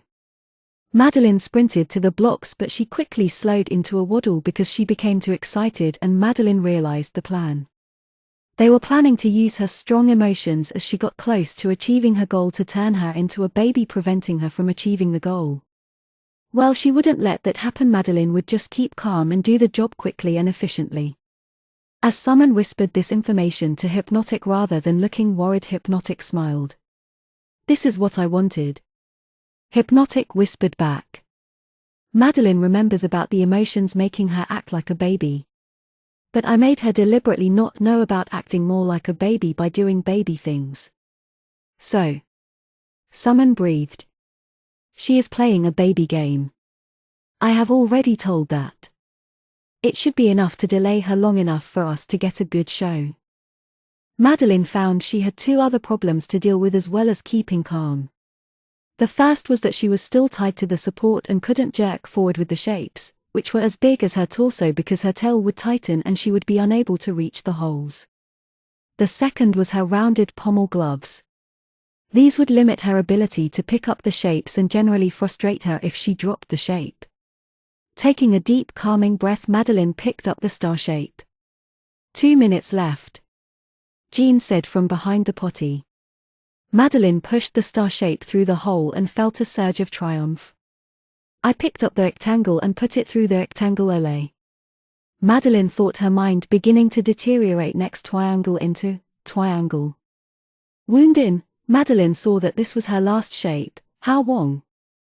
She thought, trying to squeeze the circle into the triangle hole. Rolling the shape around, she found the circle hole and began to push. Unfortunately, not the shape through the hole. In a moment of clarity, Madeline realized she had been duped. Shoving the circle into its hole, the potty began to open up and turn around very slowly as Madeline finished pooping her diaper. It stopped facing Madeline, who didn't care anymore and was crawling away to find a teddy bear still peeing her diaper. Summer turned to Hypnotic with wicked respect in her eyes and an evil smile. "I know," Hypnotic said, looking at the back of Jean's skirt. "Are you?" She nodded her head at Jean. "No, but I think she needs to use the potty." Black smoke covered Jean and she appeared sitting on top of the potty, still fully clothed with a newspaper in her hands. Quickly pulling down her wet training pants, Jean began reading to the tune of Simply the Best. "Well, now that our little entertainment is over, let's get back to the task at hand," Hypnotic said as she and Summer moved back to their previous positions, leaving the rest of the Brotherhood staring open-mouthed at the scene that had transpired in front of them. "You aren't going to change them." Avalanche was the first to find his voice. "No, they'll ask when to be changed." "When?" "Even though when they act like babies they act more like babies, the cycle doesn't take into account an infant's attention span. Once they get bored or their diaper gets cold, the babies will start to cry and will need to be changed. And by that time they will have put another load into their diaper and the circle repeats itself." Summer finished. "What about the clone Jean?" "She will get bored in the cube." "Big deal. Big kids have to play with little kids all the time. The state of their underwear doesn't bother them." "It's a stalemate," Gabriel announced. "We're stuck, they're stuck. We can't fight on all sides and win, but neither can they. Whatever Magneto is planning involves keeping us busy whilst someone else achieves the goals." "You think he is after the 11 and the other attacks are to keep our attention away from our own home?" Forge asked. "I think so, but I could be wrong." "Oh man," Spike said, "with our defenses down as well, if it wasn't for us here the Brotherhood would be redecorating. We need to find Madeline and Rogue. With them here we could separate our forces. We could help one of the other groups to win their battles and bring help back to here at the same time," Iceman said. The others nodded. "Where do we start?" Nightcrawler asked. Madeline's head ached. Well, it did when she was big enough to think.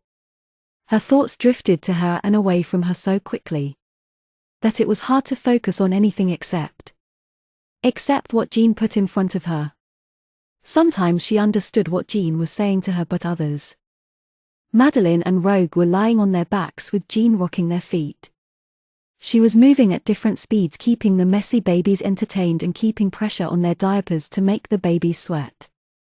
Once they did, they would have diaper rash as well as horrible lasting memories of this ordeal. Jean had stumbled onto the idea when changing Madeline the first time because she had the very beginnings of the skin condition. Rogue was getting bored, she was starting to fidget. "What is it, my little poopy diaper baby girl?" Jean sang to Rogue. "Is your messy diapered brain not having enough fun? Bless, look at that smile, you're going to poop again, aren't you?" Jean put her lips to Rogue's forehead and blew a raspberry. This caused Rogue to giggle and Jean returned to rocking her. Jean turned and looked to the Brotherhood, who had now largely forgotten about their captives, and she felt deeply humiliated. She was not a baby, they were, and she was being treated as bad, if not worse than those in the poopy diapers. Summer turned around and faced Jean. Jean's clothes vanished in a puff of smoke and reappeared with a pink bikini top and a cloth diaper. Jean then pooped her diaper and Summer turned back to the planning table. Hypnotic turned around and looked at Madeline and Rogue. They both stood up to their full height and moved toward the Jean clone, who suddenly now found herself outnumbered. "Look out!" Summer suddenly shouted as she dived for cover. Nightcrawler looked at the scene before him, utterly bewildered. What was going on? Jean was here? What were they wearing? Then Smallest Mutant turned and shouted the warning. Nightcrawler teleported back to the 11. In the confusion, Madeline saw her chance powering up the phase wall she could create. She pushed one of the walls of the cube and pushed it from the others, much like she had done with the door in her room in the 11. She then found Hypnotic, who had thrown herself against a wall and was now lying on the ground. Madeline used the phase wall to bend the wire mesh that was formerly the cube wall, and she dropped her smaller cage on top of Hypnotic, sealing her in with her face downwards, rendering her powers useless. Rogue had not been idle at this time either. She had sprinted forward. Even the sagging load of her full diaper did not prevent her from reaching top speed. She leapt at Summon, who did not have time to spirit Rogue away from her, and the diaper mutant landed on top of Summon and rammed her legs, the only part of her skin not covered, onto Summon. As soon as the microns on her skin made contact, Rogue began to pull Summon's power from her. Madeline turned her attention to Avalanche and Toad, who began to circle around her. "You are going to get such a spanking," Avalanche said, raising his foot. "Yes, Stinky, I am going to enjoy changing your diapers tomorrow." Toad licked his lips. Then a familiar puff of black smoke enveloped Toad and Avalanche, who disappeared. They reappeared beside Shockwave, tied to the changing table in the second cube. Rogue opened her mouth. Well. It looks like the tables have turned, Sugars," Rogue said. "We can not only speak again, but now we are in charge," Madeline said. "After all you have done to us. We are going to escape, but we are going to have some revenge first, aren't we, Madeline?" "You got it, Rogue." "Shouldn't we secure Summon?" Madeline said, looking at the small girl who was looking very dazed and weak. "I have just the thing." For the first time, Summon became covered in the thick black smoke. When she reappeared, she was in a baby bouncer that held her 1 foot from the ground. It was obvious that she was also thickly diapered and that she could not escape from the bouncer due to multitude of thick locks that were attached to the seams. Just then they heard a moaning coming from the broken cube that had been their prison for so long. The two mutants turned to see that Jean had begun to smoke. Her body was evaporating off in thick black plumes of smoke which smelt strongly of charcoal and had an acrid taste. "She's not real," Rogue exclaimed. "Quick, create new cubes around Hypnotic and the rest of the Brotherhood before it evaporates as well." The thick plumes of smoke began to pour from both cubes, but Rogue's new powers held firm and she ensured that the prisons held firm. "Now that we have dealt with that problem, who do we deal with first?" Rogue asked slyly.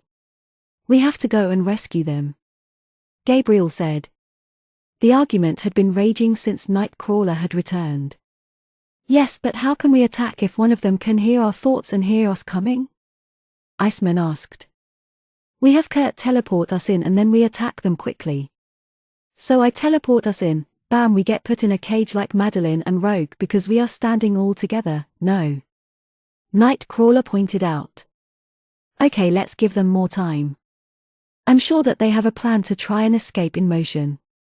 The only thing in motion is their bowels," Nightcrawler whispered under his breath as they returned to the monitors to check on the other X-Men.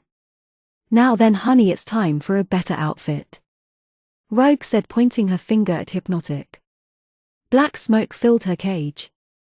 When she reappeared, Hypnotic was wearing a thick white disposable diaper, a blue and white striped bikini top and a cowl that covered her eyes. Her hair was in pigtails and in her mouth was a huge pink pacifier. "And Rogue, if you wouldn't mind." Madeline pointed to Rogue and herself. The black smoke enveloped her, and once it had cleared, the mutants were wearing their X-Men uniforms and no diapers. "That looks so much better." Rogue nodded. She turned to the cube. "Well, almost." The 3 male members of the Brotherhood disappeared from view, and once the smoke had cleared, Shockwave, Avalanche, and Toad were now only wearing extremely thick cloth diapers. Spitting out the pacifier, Hypnotic turned to the X-Men. "You think you've won? You two really think that I would have turned off all of the conditions I placed on you? Do you really think that I would be that stupid?" Madeline and Rogue turned to look at each other. "It's been 19 minutes, girly girls." Hypnotic managed to look superior despite her diaper. Madeline and Rogue grabbed their kidneys as they succumbed to the shooting pains. Madeline didn't dare move. The mess had spread its way to the front of her underwear and hadn't been contained as well as it should have. Now she actually wished for a diaper because she couldn't stand ruining her underwear every 20 minutes. Black smoke enveloped her. Madeline looked down. She had been cleaned and she was now wearing her uniform but with a diaper on underneath. Madeline looked at Rogue, who was wearing the same. Thought-reading abilities. She shrugged. Black smoke filled Hypnotic's cage. She reappeared wearing a baby harness that prevented her from moving her arms. Rogue held the reins and the two Yaffle men teleported back to the 11 with their captive. "We have to go in and get them, Nightcrawler, let's go." Gabriel shouted, his patience had worn thin. "Or maybe you guys could, welcome us back," Madeline said. "Madeline!" Gabriel shouted triumphantly. He looked at the other Yaffle men, ashamed. They simply shrugged. "We were just coming to rescue you, but we couldn't get close and not everybody thought we could attack Anne." Madeline put her fingers to Gabriel's lips. "Don't speak." The two kissed. "I hope you guys have some good news for us," I said. "Sure, sugar, I have the perfect powers to help the Yaffle men. Just tell me where they are." Rogue smiled. She no longer worried about Madeline and Gabriel, she just wanted to get out of diapers for good. Jean and Storm are at the library, Spike began, but Rogue had already disappeared. The destruction around the library was immense. Mystique, in the form of Huge Tiger, was busily dodging lightning blasts from Storm. Quicksilver was busily trying to spin out of a cyclone which Storm had created, whilst Jean was using her telekinesis to hold off Vertigo's attacks. Rogue looked at the destruction dismayed. Quicksilver then found that his shoelaces were tied together. But those weren't his shoes, they were thick baby booties that hurt his feet when he tried to wiggle his toes. He then disappeared in a puff of black smoke, only to reappear in a diaper and baby bouncer beside Summon, to the groans of his teammates. Mystique then found that she was wearing a dog choker as she disappeared, only to find herself trapped in a kennel with a glass door in the front. Vertigo found herself sitting in poopy diapers harnessed to the cube with the rest of the Brotherhood. Jean turned to Rogue. "But how? No time, where is Cyclops?" Rogue asked. "Downtown fighting Saber-Tooth and Juggernaut," she said as Rogue disappeared. The Brotherhood then managed to laugh despite themselves as two of their strongest fighters were returned to them wearing big baby girl clothes, with Saber-Tooth dressed in pink baby doll dress and diapers. He was tied to another corner of the cube. The human Juggernaut then appeared trapped in his own cube. His red armor was now pink and his dirty diapers were on display as the trousers of his armor were removed and replaced with thick white cloth diapers, pink rubber pants, and on top of that white and pink frilly baby pants were placed on top of those. Squeezed into the mouthpiece of his helmet was a pink pacifier and his hands were tied into thumbless mittens, which were yellow with teddy patterns. The laughing stopped as those who had been dry soiled themselves. Rogue moved onto the professor's location. The Lord of Magnetism was flying high above the psychic mutant. A special helmet protected his mind from being taken over by Professor Yaffle, but his attacks were still the most effective against Magneto. As Madeline teleported in, it appeared that Magneto had gained the upper hand, but that was about to change. Without saying a word, she carefully placed a disposable diaper onto Magneto. The diaper had the curious property that no matter how Magneto used his powers, the diaper would pull itself up sharply. It was a childish thing to do to Magneto, but in reality he had asked for it. Rogue then wound Magneto up in thick plastic ribbons and dumped him back into the Brotherhood's hideout. Teleporting all of the Yaffle men back to the 11, she found herself returning to applause and smiles and handshakes. Madeline pulled Hypnotic forward and Professor Yaffle didn't need his psychic powers to tell that he needed some privacy alone with the girls and their diapered prisoner. They moved into his study before anyone spoke. "Well, ladies, what is going on?" the professor asked. "We need you to remove all of Hypnotic's programming from our bodies before we return her to the Brotherhood," Madeline said. "Of course, just remove her blindfold." "No, Professor, her powers are in her eyes," Madeline said quickly. "Then I'll try something a little special." Professor Yaffle leaned forward and took Hypnotic's hand, who immediately tensed up. After a small while she relaxed and the professor said through a strained voice, "She is under my control now, take off her blindfold and look into her eyes." The two girls complied. They immediately felt their heads buzz with the same familiarity. But once it ended, Rogue sent Hypnotic back completely immobilized by her baby outfit. Hypnotic appeared on the floor of the Brotherhood hideout wearing a black bikini and a diaper, soiled. She had a pink nylon baby harness on top of that, which held her arms in by her side. She had a white collar around her neck which held her pacifier in her mouth. She then had her knees immobilized by a yellow ribbon tied in a bow around her legs, and her feet were in thick white booties that were tied tightly together. Hypnotic even felt her bladder being filled up with liquid as she farted out some black smoke that meant she would be really uncomfortable by the time the Brotherhood broke free of the prison. Madeline emptied her trash can into the main dumpster. Carefully wrapped amongst the rubbish were about 15 diapers, with some of them wet and the rest dry. She also had the pink ribbon that she was going to make into baby accessories in the bundle as Madeline purged her life of diapers for a second time. As she walked back into the main house, she saw Gabriel staring at her through the window. Blowing him a kiss, she ran into the house and upstairs ready to start something she had wanted to do ever since she was in diapers.